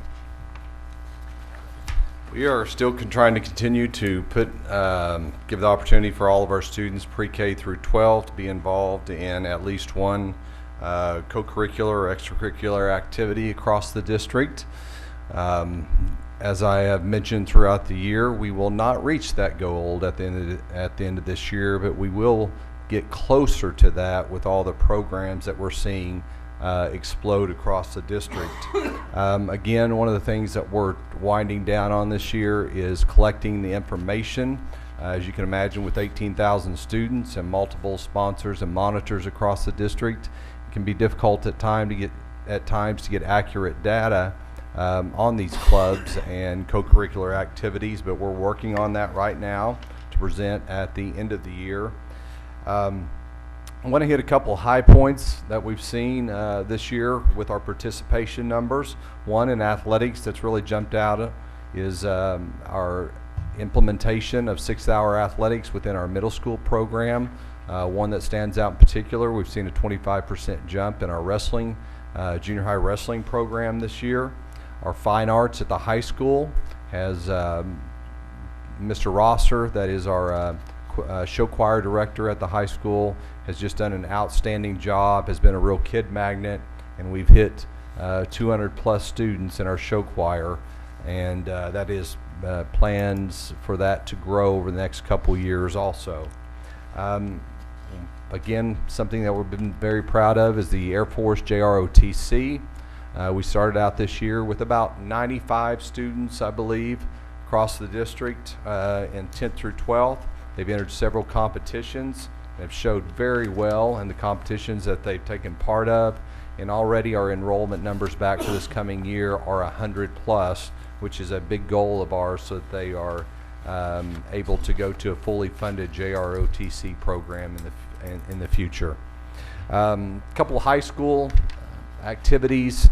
Our dances have seen 1,000 plus students attend the dances, which several years ago we were drawing about 300 students. The Jungle, which I'm sure you're familiar with, also has seen record numbers support all of our activities across the district, and kudos to Miss Coates, who has started a freshman spirit group at her site that will help even more spur that interest in the program. Gym night, where we had 100 plus students do some Disney themed dances. We had 700 patrons across the community with grandparents, uncles, aunts, and children come and watch that.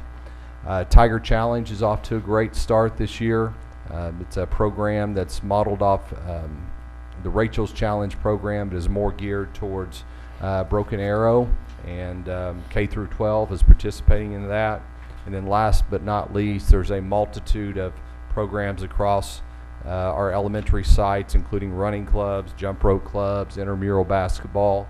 Again, a long ways to go to hit every student K through 12, and we have talked about getting an intramural program really rolling at the high school to funnel down to the middle school. So not quite going to reach our goal this year, but we're well on our way, I think, in the next couple years to hit that.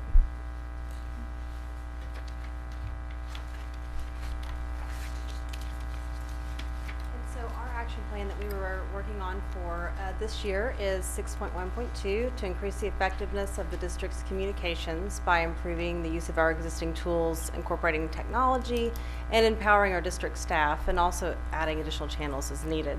And so I think one of the things that we have discovered as the district continues to grow is that now we have more people to communicate with and more things to communicate, and also with technology and social media, more ways to communicate those things. And so our team is really focused a lot on how can we get the right messages to the right audiences. And so that's really been the focus of what we've done this year. And then at this quarter, some of our highlights are Our team's been working very hard on updating the navigation and the content on our website. They've been working with each individual department to make sure that the content is updated and relevant, and also that it's easy to find, so that when our patrons go there to find something, that it is where they are expecting to find it, and that the search mechanism works well. And that kind of segues into the next highlight I'd like to talk to you about, which is we're planning for a new website template for this next school year. We had originally started out looking at actually a new platform that might be a little bit more robust than what we currently have. But again, with the budget situation that we are currently in, that became pretty impossible. So we're working with our current vendor right now to basically provide a more updated look, easier to navigate, but for the same or just a little bit additional cost to what we're paying right now, which is very nice. We've also been trying to be very proactive on high-profile topics like the high school configuration study, start times, and things of that nature, and getting out in front of those topics and making sure that our community is informed of those, that we're getting feedback from them, and they have ample opportunity to learn about those things and ask questions before they actually impact our patrons. So that's been very helpful. And a large part of that's been building out pages on the website, again, so that people can easily find that information when they need it. We've also been integrating video a lot more in both our email communications as well as social media and the website. And that is going to be an area that continues to grow in all communications, and I'm really pleased with the quality of the video that we've been putting out in the district, and are looking forward to continuing to utilize that medium. Also, as our CERT team is getting up underway, we are working kind of side by side with them to make sure that we're developing a crisis communications that parallels their efforts to make sure that we can inform our patrons and our parents, students, and staff anytime that we have an emergency situation, that they're getting the information that they need to make sure that they understand what's going on and that the students are safe. And then also, probably one of the most important things is working with our technology department as we integrate the new student management system. One of the challenges that we've faced over the last few years is that although we want to integrate more technology in our communications, because of the way that we've taken in information from our parents to capture email addresses, cell phone numbers, and that sort of thing, it hasn't integrated very well with utilizing that through our communication tools. So as we launch this new student management system, we're actually going to have a great opportunity to capture those pieces of information and start to utilize text messaging, email, and things of that nature a little bit more frequently than we have been able to in the past. We're really looking forward to that change as we move to the next school year. Thank you. Dr. Mendenhall, I would certainly like to thank you and every staff member on the leadership team, and extend it out to those that work within those divisions to complete the strategic plan. I know we're very soon going to enter into a process which we will develop a new strategic plan, but very definitely we can see a lot of valuable direction, and we've completed numerous objectives, and I do believe as a school district we're far better today than we were when we began this process. So I want to thank each of you for that. All right, the next item is the high school configuration update. Dr. Mendenhall. I know we have lots of reports tonight, but I think very good information. Tonight I want to bring to you the high school configuration study, just look at where we've been, what we've been doing. I'll do this periodically as we go through this process. If you recall, we started out basically in July of last year, really kind of identifying what we needed to do to actually study the idea of our high school and how it should be configured. Through the first semester till December, we basically developed not only the framework, but also who were going to be the team leaders, who were going to be on the committee, what kind of design did we want, and what kind of things did we want to put together to provide some type of formal recommendation to the Board of Education. So that really was the time that we spent. We had our initial kickoff meeting earlier, and it was in November. We've had a total of 4 meetings. In those meetings, we've really talked a lot about process, but also kind of what do we need to go look at? What do we need to really focus in on as far as what we might want to look at? So these are the things that we've looked at. One is grade centers, going to a 9th grade, a 10th grade, and 11th and 12th. We've also looked at separate high schools, 9 through 12 high schools, doing 2 high schools, 3 high schools. And then the third is really the academy approach, to where we would look at maybe a STEM academy, a fine arts academy, business and technology, those kinds of things. So we've kind of sought different places that are in close proximity to us to review. So we've actually, Dr. Dunlop, Mr. Perry have gone to Nashville. They have toured what they call their academy approach, and each one of their high schools in Nashville is a focused academy. So we're getting some feedback from them on that. Kansas City, we visited Blue Valley and Olathe public schools. Both of them have specific, one is a kind of like a STEM program in Blue Valley, and then Olathe actually has 4 high schools, and they have high schools that are, there's focused high schools. So they may focus on 2 different areas. So we looked at both of those. Myself, Dr. Dunlop, Dwayne Thompson, and Brian Daly attended that. This week, at the end of the week, we have Mr. Perry, Ms. Bergwall, and Ms. Holland Handy going to North Texas. They will be with Liz Burns, Shelley Swisher, Donna Grottle, Todd Pendergraph, which is a community member, Tom Stout, which is the former band director in Broken Arrow, Max Smith, which is a former high school principal and also, I believe, board president at one point, Kamara Washington, which is a community member. Those folks are all going to North Texas and going to look at really 3 or 4 different types of high schools. One is an Allen High School. They are a comprehensive high school, but they have a 9th grade and a 10th grade, and then they have 11th to 12th grade that are together, but they're a one high school community. Plano will be the second place that they will visit. Plano has just built a new, what they call their STEAM Academy, and they put the arts within the STEM. And so they're going to visit that. And then Frisco ISD, which is has numerous high schools. I believe they have about 50,000 students, and they have no more than 2,000 in each one of their high schools. So it's kind of giving us a good perspective. There are reports coming back to the committee, and each one of those will report back and kind of give some ideas of what they saw. The thing that we've really challenged everybody is this: don't use the paradigm of just going to, the easy part would be, let's just go out somewhere and let's build another high school and try to mimic what we've done.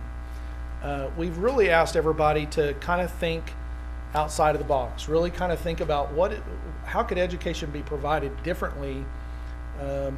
So look at different options, and we don't have to be exactly like Plano or exactly like Olathe. We can take components of each one of those and create what's unique for Broken Arrow. So been very proud of the committee. It's a very diverse, I think the 25 members are very from all parts of the community, and been very proud of the work that they have done, and the very informed, I would say informed, but also very lively discussion that we're having. We have 2 students, juniors in high school, that serve on the committee, and they have been fabulous. I will tell you that we've chosen 2 students that they don't have any problem telling you what they think, and really mixing it up with the adults. So been very proud of their participation and feel very good about where we're headed. The thing that I would say at the end of the day, and I think you guys know this, we're also going to do surveys. We're going to get in the community next fall and really get some feedback. The thing that we've got to do though is when we do make this recommendation, don't come with the idea that it's going to be this or that. It may be a process and a roadmap to get there. We feel like that we're going to be able to provide some type of roadmap. Maybe it's a 5 to 7 to 10 year plan of doing whatever it is at the end of the day we want to get to. Because we're going to have a lot of good data, both quantitative and qualitative, that I think you're going to be able to utilize, and I think you're going to be proud of the product that we have. We've already had our demographer come and present to us. So the demographic study is already online. I think that's our third demographic study we've had in 6 years. So it's good. It's very up to date. The other thing is we've used a third-party facilitator called Into Learning, and they have been very, very good to facilitate for us and help us through this process, and actually giving everybody a chance to really think differently. So I can tell you this, I think that it may not be what we all want, but I think it's going to be a very good representative of the entire community, because we've got someone that pretty much represents every constituency. And I think the dialogue has been good, and I continue to believe that we will come up with a good plan. So I'd be willing to entertain any questions you might have, or questions about either the process or what we've been doing. I'd be happy to answer those at this time. Any questions? I'd just like to comment. I mean, I appreciate all the information, and the exciting thing is, it sounds like, to me, we're doing it the Broken Arrow way. It sounds like there's such a comprehensive overall coverage there from stakeholders to all interests that, this is a tough decision for Broken Arrow. For people that have graduated here, people that are moving here, people that are thinking about moving here, people that have lived here forever. And so I think it's exciting to see and to really hear how thorough this is really being viewed. And I think in the long run, I agree. There's not one solid answer, and it's, a part of everything that we're taking into consideration. I'm glad to hear that.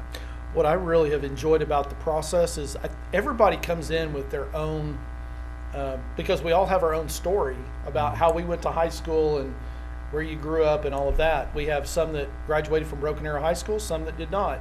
But the interesting thing is that you can really see when they all have an epiphany or a different thought. They're like, oh, I didn't think of that. Oh my goodness, I thought I liked this, but now I can see where that might work.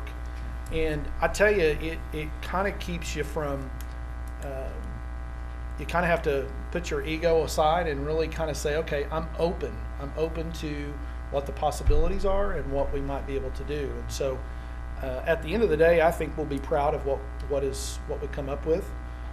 We just got to stay the course, really work through the system and stay the course. Thank you, Dr. Menon. The next item under Operations Services, Ms. Michelle Bergwall.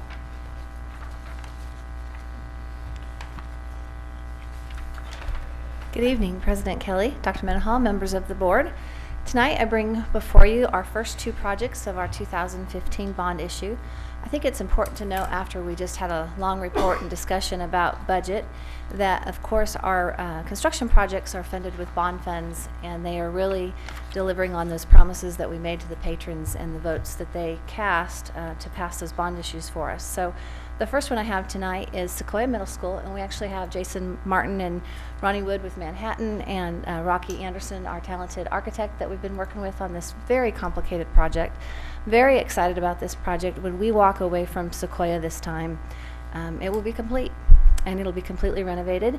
Very excited the way the bids came in. We're going to be able to accept all the alternates to renovate all of the restrooms, replace all the windows, make a new opening into the gym. Everything we wanted to do, we're going to be able to do. We did have some anomalies with a complicated project like Sequoia. It's messy. There's going to be kids there. There's going to be lots of renovations, lots of unknowns as you open up walls and ceilings, etc. So we had some kind of funny things go on. One of the first things that happened to us was we didn't get any communications, structured cabling, or actually communications, security, and fire alarm bids. They were in the electrical bid package that got pulled out late. The bidders didn't realize that, didn't bid. We also had some specification issues we needed to straighten out. But I'm really proud of our people. Our two low voltage techs, Steve McMullen and Darren Waugh, are going to step up and they're going to get started installing the fire alarm this summer. We're going to commit their man hours to that, so that won't hold us up as we try to occupy next fall. And we're already in the process of rebidding those packages with the changed scope so that we can rebid them. And so I'm proud of our people there and everyone coming up with a solution for that particular item. We also have a few things in the bids where you might notice that we're not taking the low bidder, and there's various reasons for that. The first one, though, we only had one bidder on the precast panels. We really anticipated that we would because of the size of the double T's that we will have for the storm shelter and the schedule that we had to hold them to. We really only expected to get the one bid. It was a little bit higher than our anticipated budget. There's a note there to the detail of that. However, we knew that they were the only manufacturer in the region, and so we of course would like to accept that bid. We also had down Fadco in 6.01 millwork. They were not the low bid, Mako was, but Mako did not have a complete scope, and so they have actually pulled their bid, and they showed that error. It was display cases in the fine arts area, if I remember right. We also show in the drywall 9.01, Southwest Drywall gave a multi-bid package discount, which made them low, but of course if you just look at the numbers, it doesn't appear that way on that particular bid package. And then for the signage, Acura Neon we're showing them as the low bidder, whereas Recab had a lower number, but Recab didn't have a full scope. They also didn't have a bond, so they were under the $50,000 mark, which really was our first sign to us that they didn't have all the signage. No pun intended there.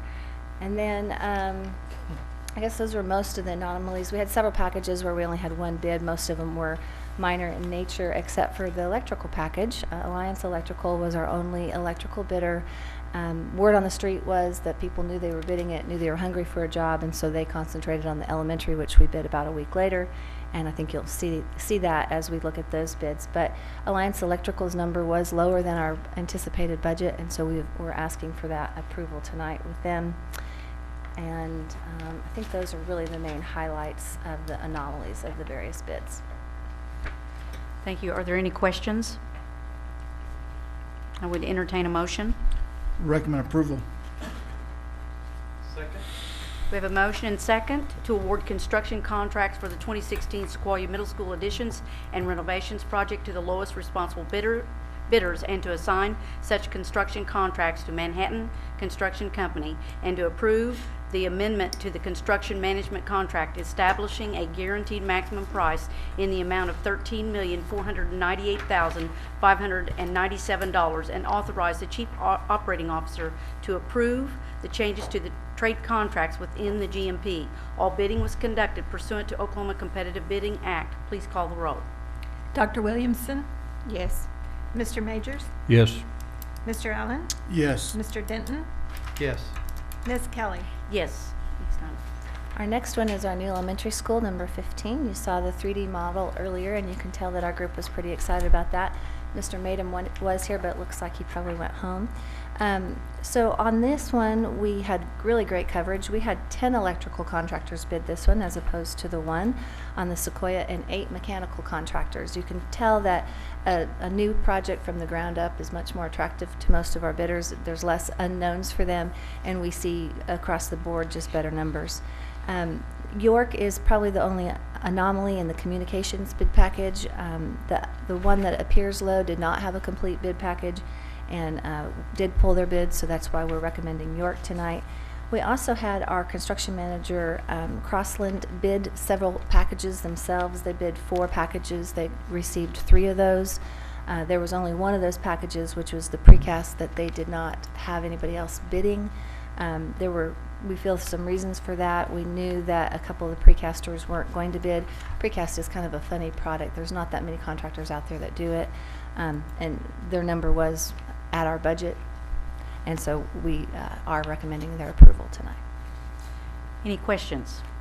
And that might be something just to mention that, with CM at risk, you are able to perform your own work. Self-perform work, yes. You might explain that. They have to go through the same bidding procedures as the rest of the bidders. In other words, they have to put together their number, they have to seal it in an envelope, turn it in with all the bonds and all the forms. We also tell them that they cannot use staff that we're paying for on the CM side to run that particular trade work. In the case of Crossland, they actually have several divisions within their company. So like the construction managers of Crossland didn't even know what the precast number was going to be because that came out of their precast department. I wish they would just take that a step further and call their precast department something different. Manhattan is an example of that, where they have Cantera concrete, and it doesn't look like it's the same company, because really it's not. They're even housed in different offices. They're just held by the same parent company. And that's really the case with Crossland too. It's the reason why we sit in here on bid day. We're helping open those bids. We're reading those bids aloud so that there isn't any question as to whether or not that was a pure bid from our construction manager, that it was really a competitive bid against other trade contractors. Any other questions? I would entertain a motion. Recommend approval? Second. We have a motion and second to award construction contracts for the new Elementary 15 project to the lowest responsible bidders, and to assign such construction contracts to Crossland Construction Company, Inc., and to approve the amendment to the construction management contract establishing a guaranteed maximum price in the amount of $18,580,335, and authorize the Chief Operating Officer to approve the changes to the trade contracts within the GMP. All the bidding was conducted pursuant to the Oklahoma Competitive Bidding Act. Please call the roll. Dr. Williamson? Yes. Mr. Majors? Yes. Mr. Allen? Yes. Mr. Denton? Yes. Ms. Kelly? Yes. Next item. My next several items deal with furniture. The first two for Sequoia Middle School. The first one here is for the approval of L&M office furniture for the teacher furniture for Sequoia, and we will be bringing several furniture items throughout the duration of the Sequoia project. The first furniture here that we're purchasing will just be for what we need in the fall. We really don't want to buy it and store it, so it's just for those 24 classrooms that we're renovating over this summer, and then we'll reoccupy with new furniture. So I ask for your approval on the teacher furniture from L&M. Right, if there are no questions, I would entertain a motion. Recommend approval. Second? We have a motion and second to approve the quote submitted by L&M Office Furniture, providing teacher furniture for Sequoia Middle School renovations and additions. Spring 2016, sequencing of the Phase 1 2015 bond project. Please call the roll. Dr. Williamson? Yes. Mr. Majors? Yes. Mr. Allen? Yes. Mr. Denton? Yes. Ms. Kelly? Yes. The next one is also for Sequoia, for those 24 classrooms that we are renovating, and it is for the new student furniture for those rooms. I'd also like to note that for both of these items, it really was funds that were allocated in the line item for the Sequoia project, and so it's separate from any other furniture monies. Okay. If there are no questions, I'd entertain a motion.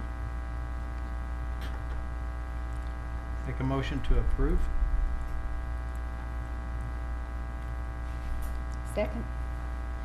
We have a motion and second to approve the quote submitted by Thompson Educational Furnishings, providing student furniture for Sequoia Middle School renovations and additions. Spring 2016 sequencing of the Phase 1 2015 bond projects. The total cost is $96,251.50 and will be paid from the bond funds or trust account. Please call the roll. Dr. Williamson? Yes. Mr. Majors? Yes. Mr. Allen? Yes. Mr. Denton? Yes. Ms. Kelly? Yes. These next two furniture items deal with our growth, and as similar to what we did last year, we purchased about 600 sets, desks and chairs for student furniture.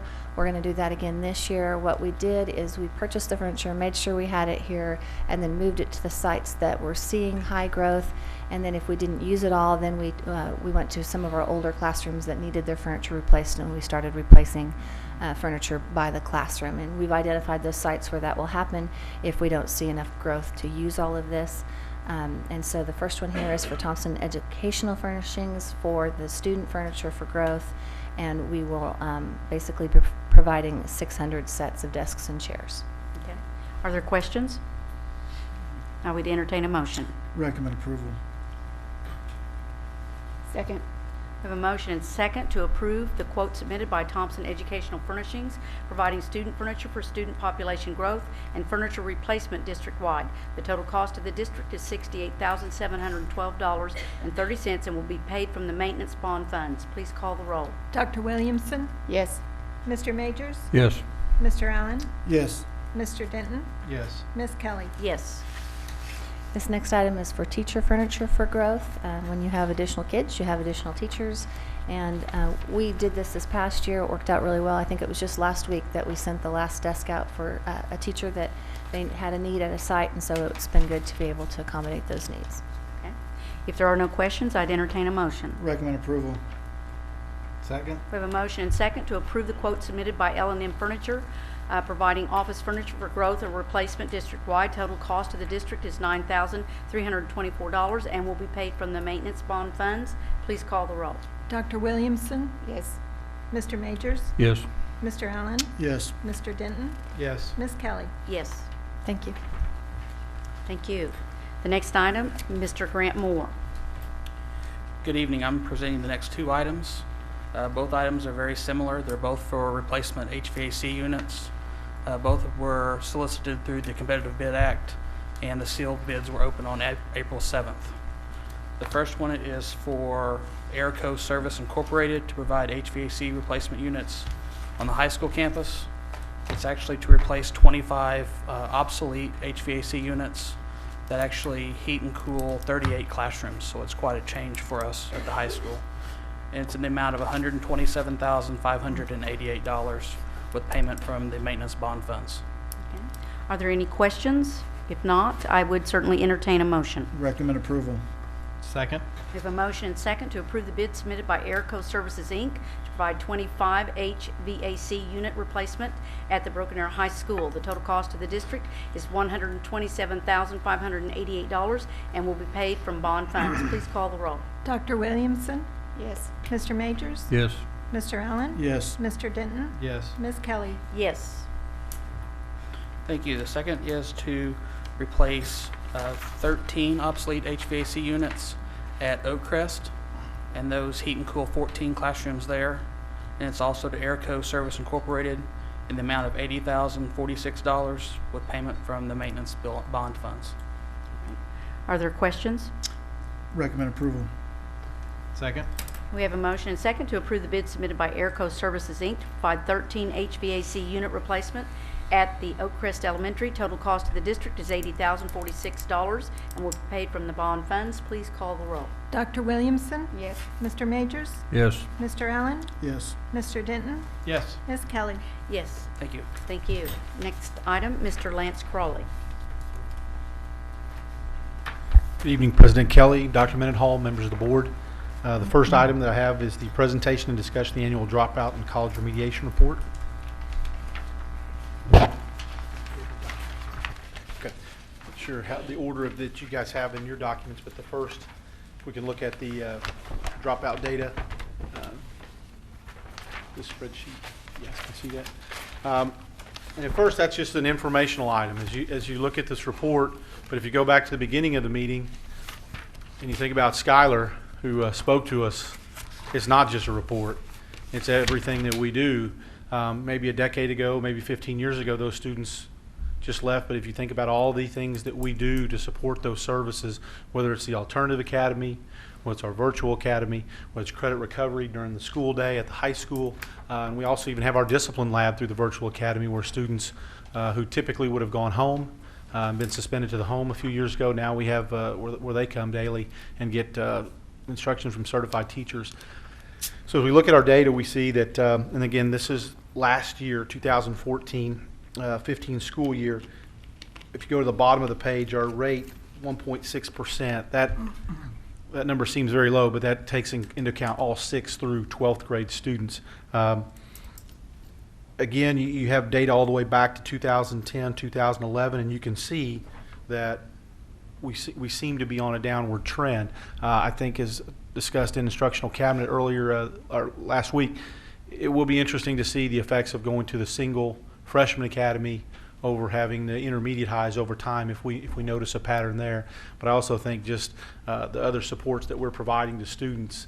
And I know Jean would be the last one to talk about all the things she does, personally contacting every student that comes through that I get. We fill out a mutual report that just trying to get these students back in school. Dr. Hunt tries to visit with them as well. So and this all goes with our total district goal of 100% graduation.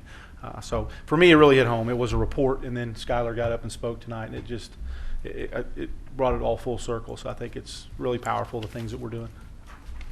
Any questions? Are there any questions? Okay. If we could move to the remediation report. This is always an interesting document. What you have in front of you is from the seniors represented here would have been seniors during the 12-13 school year. This report is put together through the Oklahoma State Regents for Higher Education, and they entered college the 2013-14 school year. And what I tried to do on the report is, so you can see I highlighted in blue, those are 6A school districts. Those are districts of similar size. And from there, if you see a district with a score in red, it means they're performing on that specific remediation area 4% below where we are. So we're doing better than they are. And if you see the ones in green, those schools and those districts are performing slightly better. And that's 4%. That seemed to be a breaking point. It's not. I didn't run statistical tests. Dr. Koster or Dr. Dunlop would have had to help me do those to see if they were statistically significant. But it seemed to be a natural break point, and it just basically shows that with our like schools, they're seeing similar numbers as we are. I think the important thing to look at is 544 students are going to college in state that can be tracked. I think that's really important, and we can continue to look at that number each year, what percentage of our students visit. And then number, if you turn to the second page where I provided the last 3 years of data, it looks like pretty consistently 40%, round numbers, 40% of our students are needing one or more remedial classes. This data is a little difficult to track because it's 3 years old, so it's really hard to see what we're doing today. How did that affect the class next year? When at this time we'll look at the class of 14 and see how many of those students. So this report doesn't break out the demographics of each district. Absolutely. So there's no way to tell how many of these students are from what demographic area, whether they're poor. I mean, so. Absolutely, and there's no also to tell where the students went to school in each college, be it OSU, be it TCC, be it OU, NSU. They have different requirements for how they remediate. So it is difficult. I think the number to focus on is looking at how many students that are tracking we're sending to school out of our graduating classes, and then how many of them are reporting that number. Thank you. Okay. Any other questions? The second item I have is policy 4030, excuse me, and discussion, motion, and vote to approve or disapprove the proposed revisions to the board policy. It brought for a first reading last month, and minor changes to this policy. If you see in the first paragraph under grade adjustments for excessive absences, removed the will and change that to may to give the principal and staff discretion there. And the second thing for families and students, just like we do with suspensions, if a grade's going to be changed because of excessive absences at the building level, they can appeal that to a district level, just like a student and family can do with long-term suspension. If there are no questions, I would entertain a motion. Recommend approval. Second. We have a motion and second to approve the proposed revisions to Board Policy 4030, attendance in Section 4 students. Please call the roll. Dr. Williamson? Yes. Mr. Majors? Yes. Mr. Allen? Yes. Mr. Denton? Yes. Ms. Kelly? Yes. Thank you. Thank you. The next item, Mr. Brian Daly. Good evening. Before I seek approval from the board for these items that are going to benefit our one-to-one initiative across the district, I want to preface some of this with some explanation. What I'm going to ask the board to approve is going to benefit the incoming 9th grade class, the next year's 11th grade and 12th grade classes. So I wanted you to take that under consideration when we go through this agenda item. Also, the items I'm asking for approval were bid out this year for those 3 grade levels. This will be, last year we did the 9th grade class as a pilot year. So that was a 1,400 student purchase of Chromebooks. This year will be the 3 grade levels. So it's going to be that one large purchase to get us the 9th through 12th grade, totally on the 1-to-1 initiative. And then after this year, it'll be reduced down to just the incoming 9th grade class, which will end up being about a third of the cost that I'm seeking approval on. Through bidding, we were able to get the newest Chromebook device, the latest, greatest that came out this month, for roughly $40 a device cheaper than we were last year's model. So when you combine that with the 4,500 plus students, there's about $170,000 savings that we were able to gain compared to what we would have paid with last year's prices. So the bidding worked, the negotiating worked, lots of vendors interested in working with Broken Arrow on this initiative, as large as it is. And it will be the largest in our state after this next year, so you can kind of see the interest in vendors approaching Broken Arrow with this. So with that said, what I'm asking the board to approve is for the purchase of 4,250 ASUS Chromebooks. This also includes Chromebook cases. This also includes all of the licensing and all the management tools that are required with this package, which is the Google management, the GoGuardian web filtering, which, if you recall, is the software that protects our students while they're on that device, whether they're in the district or whether they're at home. So that complete package comes at a cost of $923,310, with the lowest bidder being Two Trees Technologies. And just to give you an idea on the device as a whole, we were on our last year's model with the Freshman Academy at $206 a device. This device, better device, a more advanced device from ASUS, the newest came in at $166. So you can see it's about $40 less a device this year. So we're looking about previous $300 a student out the door down to about $260 a student out the door, with everything they need for us to accomplish this initiative going forward. Are there any questions? I would entertain a motion. Make a motion to approve. Second. We have a motion and second to approve the purchase of 4,250 ASUS Chromebooks, Chromebook cases, and licensing in the amount of $923,310 from the lowest responsible vendor, Two Trees Technologies. Please call the roll. Dr. Williamson? Yes. Mr. Majors? Yes. Mr. Allen? Yes. Mr. Denton? Yes. Ms. Kelly? Yes. Thank you. Thank you. The next item, Ms. Natalie Ena. Good evening. Has several items to present this evening.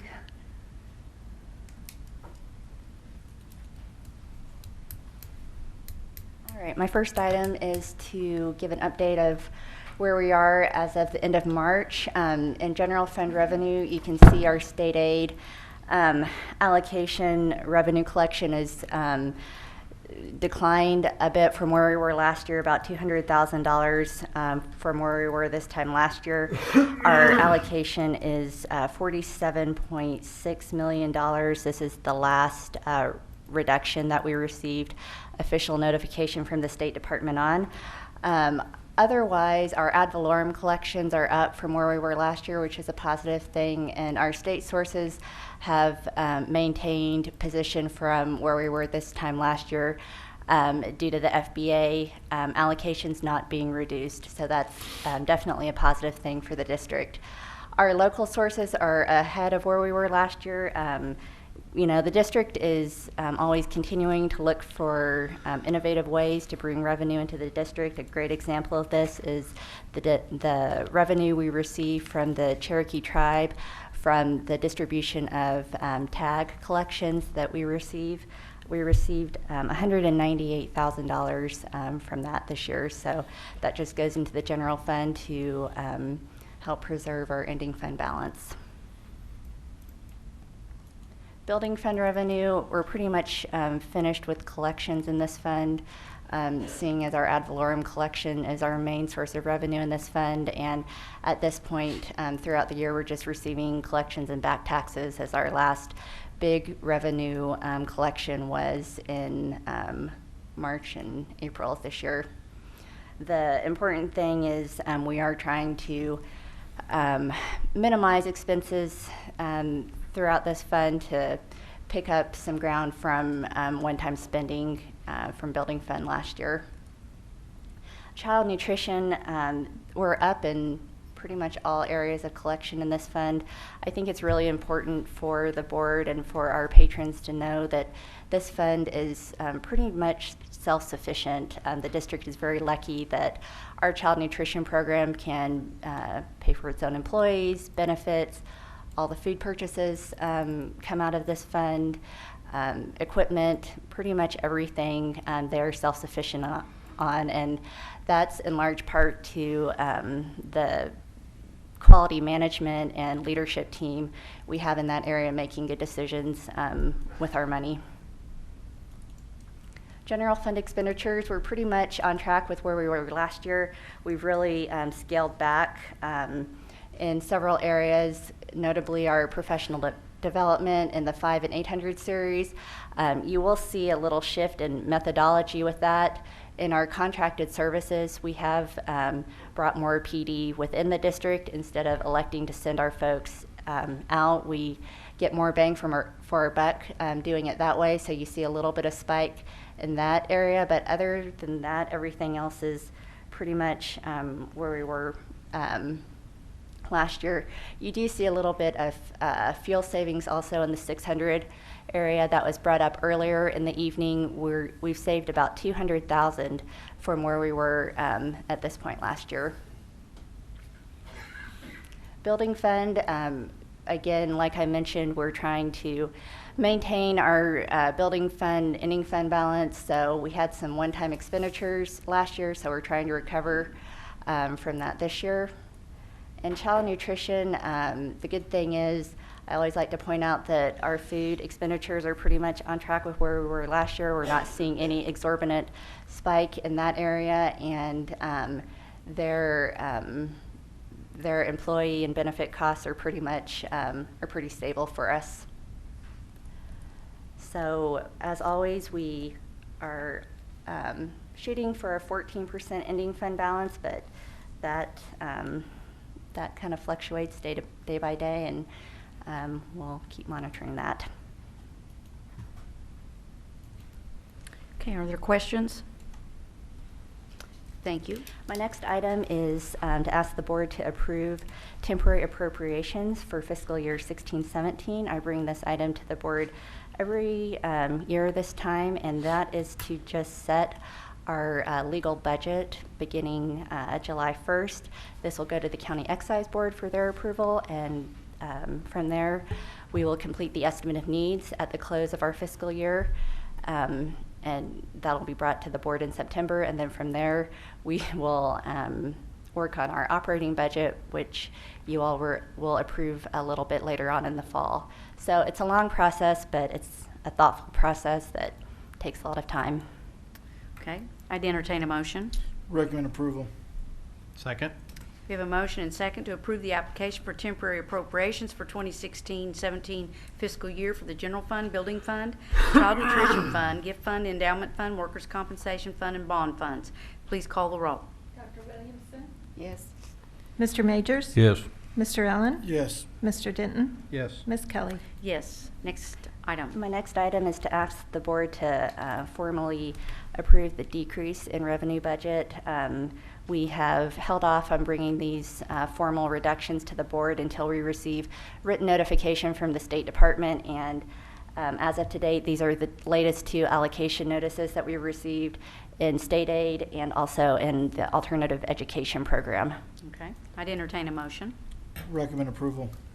Second. We have a motion and second to approve the request to decrease the general fund revenue budget by $136,052.62. Please call the roll. Dr. Williamson? Yes.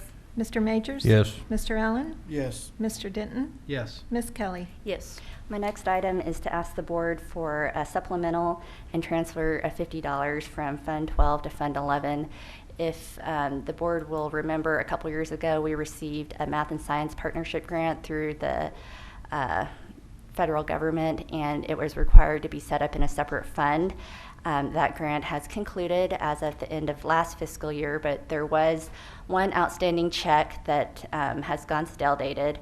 So in order to get that closed out, we need to lapse the expenditure in this year, and because the fund has expired, we need to transfer that back to general fund.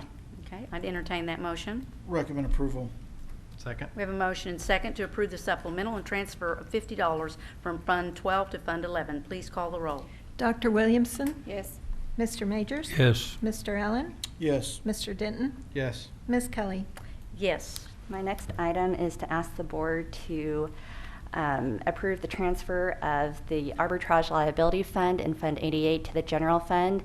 We have not been in an arbitrage liability for several years now, and because we are on full GAAP reporting, it is not the best financial reporting to just have that liability sitting out there when we are fairly confident that we will not owe that anytime in the near future. We have an outside financial advisor that performs that calculation for us every year.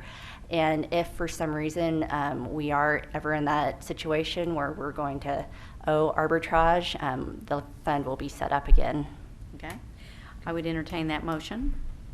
Make a motion to approve. Second. I have a motion and second to approve the transfer of $143,944.67 in the arbitrage liability fund 88 to the general fund 11. Please call the roll. Dr. Williamson? Yes. Mr. Majors? Yes. Mr. Allen? Yes. Mr. Denton? Yes. Ms. Kelly? Yes. Next item. Okay, my last item is to approve the supplemental of $545,000 in our workers' compensation fund. We are self-funded in this fund. We have to set aside the liability in a separate fund apart from the general fund and child nutrition fund, whose the claims originate from. And when the estimate needs was approved back in September, we only put in the ending cash fund balance and not the estimated revenue that we've been transferring from the respective funds. So this will just get us caught up with appropriations and cash balance. I would entertain this motion. Recommend approval. Second. We have a motion and second to approve the supplemental of $545,000 in Fund 83. Please call the roll. Dr. Williamson? Yes. Mr. Majors? Yes. Mr. Allen? Yes. Mr. Denton? Yes. Ms. Kelly? Yes. Thank you. Thank you. Next item, Ms. Donna Dollahan. Good evening. I'm here to present the Treasurer's Report for the end of March. Cash balances report shows a total of $47,832,000 in assets for the district. Included in this figure are investments that total $36,690,000. Our fund security and deposit report shows a total of $58,236,000 in collateral pledged to the district. Our deposits that require collateral total $27,942,000, leaving an available balance of collateral in the amount of $30,294,000. Okay, are there any questions? Thank you. Move on. In the activity funds, receipts at the end of March total $5,347,000. Disbursements total $4,086,000, leaving a cash balance in the activity funds of $3,110,000. Okay. Are there any questions here? Thank you. Thank you. The next item is Kathy Metavalis. Good evening. Every year at this time, I bid copy paper, and this particular year we got very good participation, and in fact I got a per case price that's the lowest we've seen in 5 years. So at $22.42 per case, that being the result, we discussed that and decided we would purchase, would be a good idea since it was such a low price to purchase 6 truckloads. We typically purchase 5. And so that is the recommendation tonight, $112,996.80, which is 5,040 cases or 6 semi-truckloads. Okay. I would entertain a motion. Recommend approval. Second. We have a motion and second to approve the copy paper from Contract Paper Group, Inc. for a total cost of $112,996.80. Please call the roll. Dr. Williamson? Yes. Mr. Majors? Yes. Mr. Allen? Yes. Mr. Denton? Yes. Ms. Kelly? Yes. Next item.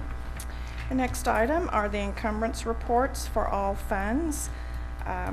We have encumbrance orders totaling $1,270,652.70 for all funds for the period of time March 3rd to April 13th. Would recommend approval on those encumbrance orders. Okay. If there are no questions, I would entertain a motion. Recommend approval. Second. I have a motion and second to approve the encumbrance reports for all funds for the 2015-16 fiscal year. Please call the roll. Dr. Williamson? Yes. Mr. Majors? Yes. Mr. Allen? Yes. Mr. Denton? Yes. Ms. Kelly? Yes. Next item. The next item are change orders from March 3rd to April 13th, 2016, reflecting a decrease of $95,033.21, and I would recommend your approval on those change orders. Okay. If there are no questions, I'd entertain a motion. Recommend approval. Second. We have a motion and second to approve the change order reports for all funds for the 2015-16 fiscal year. Please call the roll. Dr. Williamson? Yes. Mr. Majors? Yes. Mr. Allen? Yes. Mr. Denton? Yes. Ms. Kelly? Yes. Thank you. The next item, Mr. Ed Fager. President Kelly, Dr. Mendenhall, members of the board. The first item is a first reading on some proposed revisions to policy number 5230, which is payment of accumulated sick leave and vacation at retirement. The change we're proposing is to add an alternate means of qualifying for the payout. The current provision provides that they have to have 10 consecutive years of service immediately prior to retirement. And after receiving quite a bit of feedback on that particular provision, that will be in there as one method, but we're adding an alternative to have a total of 20 cumulative years of service. So they may not have 10 consecutive immediately prior to retirement, but they may have 20 in total.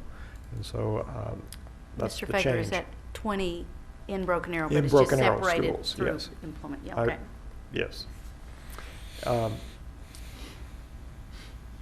Right now, this proposal is set to apply to administrators. We would are planning to, assuming that we go forward with the negotiations this year, which is another item on the agenda later, that we would present this to the BAEA during negotiations as a change to the negotiated agreement. Okay. And this is a first reading, so if anyone has questions, they certainly could contact you on this matter, right? Right. Okay. And I'm assuming then we would have legal counsel review Yes. prior to. Okay. Yes. All right. Next item. Okay. The next item is a second reading on policy number 4440, which is our wellness policy, which primarily has to do with child nutrition guidelines. We've made substantial revisions as a result of input from the legal counsel. We've also had input from the State Department of Education during their audit. And so the final version of this that we're asking for your approval on tonight reflects those recommendations. Okay. Are there questions? And if there are none, then I would accept a motion, please. Recommend approval. Second. We have a motion and second to approve the proposed revisions to Board Policy 4440, Wellness Policy, in Section 4, Students. Please call the roll. Dr. Williamson? Yes. Mr. Majors? Yes. Mr. Allen? Yes. Mr. Denton? Yes. Ms. Kelly? Yes. Thank you. Thank you. Next item, Mr. Dwayne Thompson. So this item is to authorize us to enter negotiations for the 2016-17 year. We have received the request letter from the association, and so we're requesting the board take action to allow us to go in the negotiated process. If it's approved, we anticipate that the negotiation will happen in July, and be prepared for whatever changes for the new fiscal year. Okay. I would entertain a motion. Recommend approval. Second. I have a motion and second to approve the Broken Arrow Education Association's request to enter negotiations with the school board of the Broken Arrow School District for the 2016-17 contract year and authorize the chief financial officer to begin the negotiations process. Please call the roll. Dr. Williamson? Yes. Mr. Majors? Yes. Mr. Allen? Yes. Mr. Denton? Yes. Ms. Kelly? Yes. The next item on the next item is a new business. Seeing that we do not have any new business, we'll move to the next item, which is the executive session. Make a motion to move to executive session. Second. We have a motion and second to move into executive session pursuant to Oklahoma Statute Title 25, Section 307B3 of the Oklahoma Open Meeting Act to discuss the purchase or appraisal of real property pursuant to Oklahoma Statute Title 25, Section 307B1 and 7 of the Oklahoma Open Meeting Act to discuss the 2015-16 fiscal year evaluation of the superintendent. Please call the roll. Dr. Williamson? Yes. Mr. Majors? Yes. Mr. Allen? Yes. Mr. Denton? Yes. Ms. Kelly? Yes. See y'all in the morning.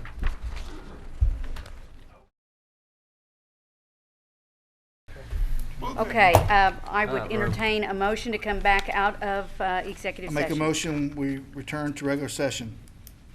Second. We have a motion and second to come out of executive session and acknowledge the board clerk's statement of the minutes of the executive session. Please call the roll. Dr. Williamson? Yes. Mr. Majors? Yes. Mr. Allen? Yes. Mr. Denton? Yes. Ms. Kelly? Yes. The next item on the agenda is the superintendent's contract. Time out. Hold He on, needs to hold on, read the I gotta minutes. Oh, I'm sorry. Dang, I always get ahead of you. I am so sorry. It's all right. I feel left out. Vikki Beckwith, what are you talking about? The Board of Education and Dr. Jared Mendenhall entered into executive session at 8:47 p.m. to discuss the purchase or appraisal of certain real property in accordance with State Statute 25 OS Section 307B3 of the Oklahoma Open Meeting Act and pursuant to Oklahoma State Statute Title 25 Section 307B1 and 7 of the Oklahoma Open Meeting Act to discuss the 2015-2016 fiscal year evaluation of the superintendent. The Board of Education and Dr. Mendenhall returned to open session at 9:21 p.m. This constitutes the minutes of the executive session. All right, prior to this next item on the agenda, I would like to read a statement regarding the contract, the 2016 through 2019 contract. On behalf of the Board of Education, I am pleased that we reached a new 3-year contract. More importantly, the board would like to thank you, Dr. Mendenhall, for your sacrifice and commitment in leading Broken Arrow Public Schools the past 6 years. In 2010, you took the position as our superintendent during what I would argue was the most difficult period in our district's history, and our schools and community have forever benefited. Broken Arrow Public Schools is recognized by colleges, K-12 schools, universities, technology centers, and the business community as a partner in creating greater learning opportunities for students. In upcoming months, the district, with input from key stakeholders, will adopt a new strategic plan, will begin new construction projects, and will receive a recommendation from the High School Transformation Committee, among other initiatives. Great leadership is essential to providing the continuity necessary to achieve sustainable progress. In Broken Arrow, the board believes we have a great leader in Dr. Mendenhall. Dr. Mendenhall, we look forward to our continued work together. I would entertain a motion. Make a motion to approve. Second. We have a motion and second to approve entering into a contract with the superintendent for the period July 1st, 2016 through June 30th, 2019, and to authorize and direct the board president and board clerk to execute the appropriate employment contract. Please call the roll. Dr. Williamson? Yes. Mr. Majors? Yes. Mr. Allen? Yes. Mr. Denton? Yes. Ms. Kelly? Yes. Next item on the agenda is to adjourn. Move to adjourn. Second. We have a motion and second to adjourn. Please call the roll. Dr. Williamson? Yes. Mr. Majors? Yes. Mr. Allen? Yes. Mr. Denton? Yes. Ms. Kelly? Yes.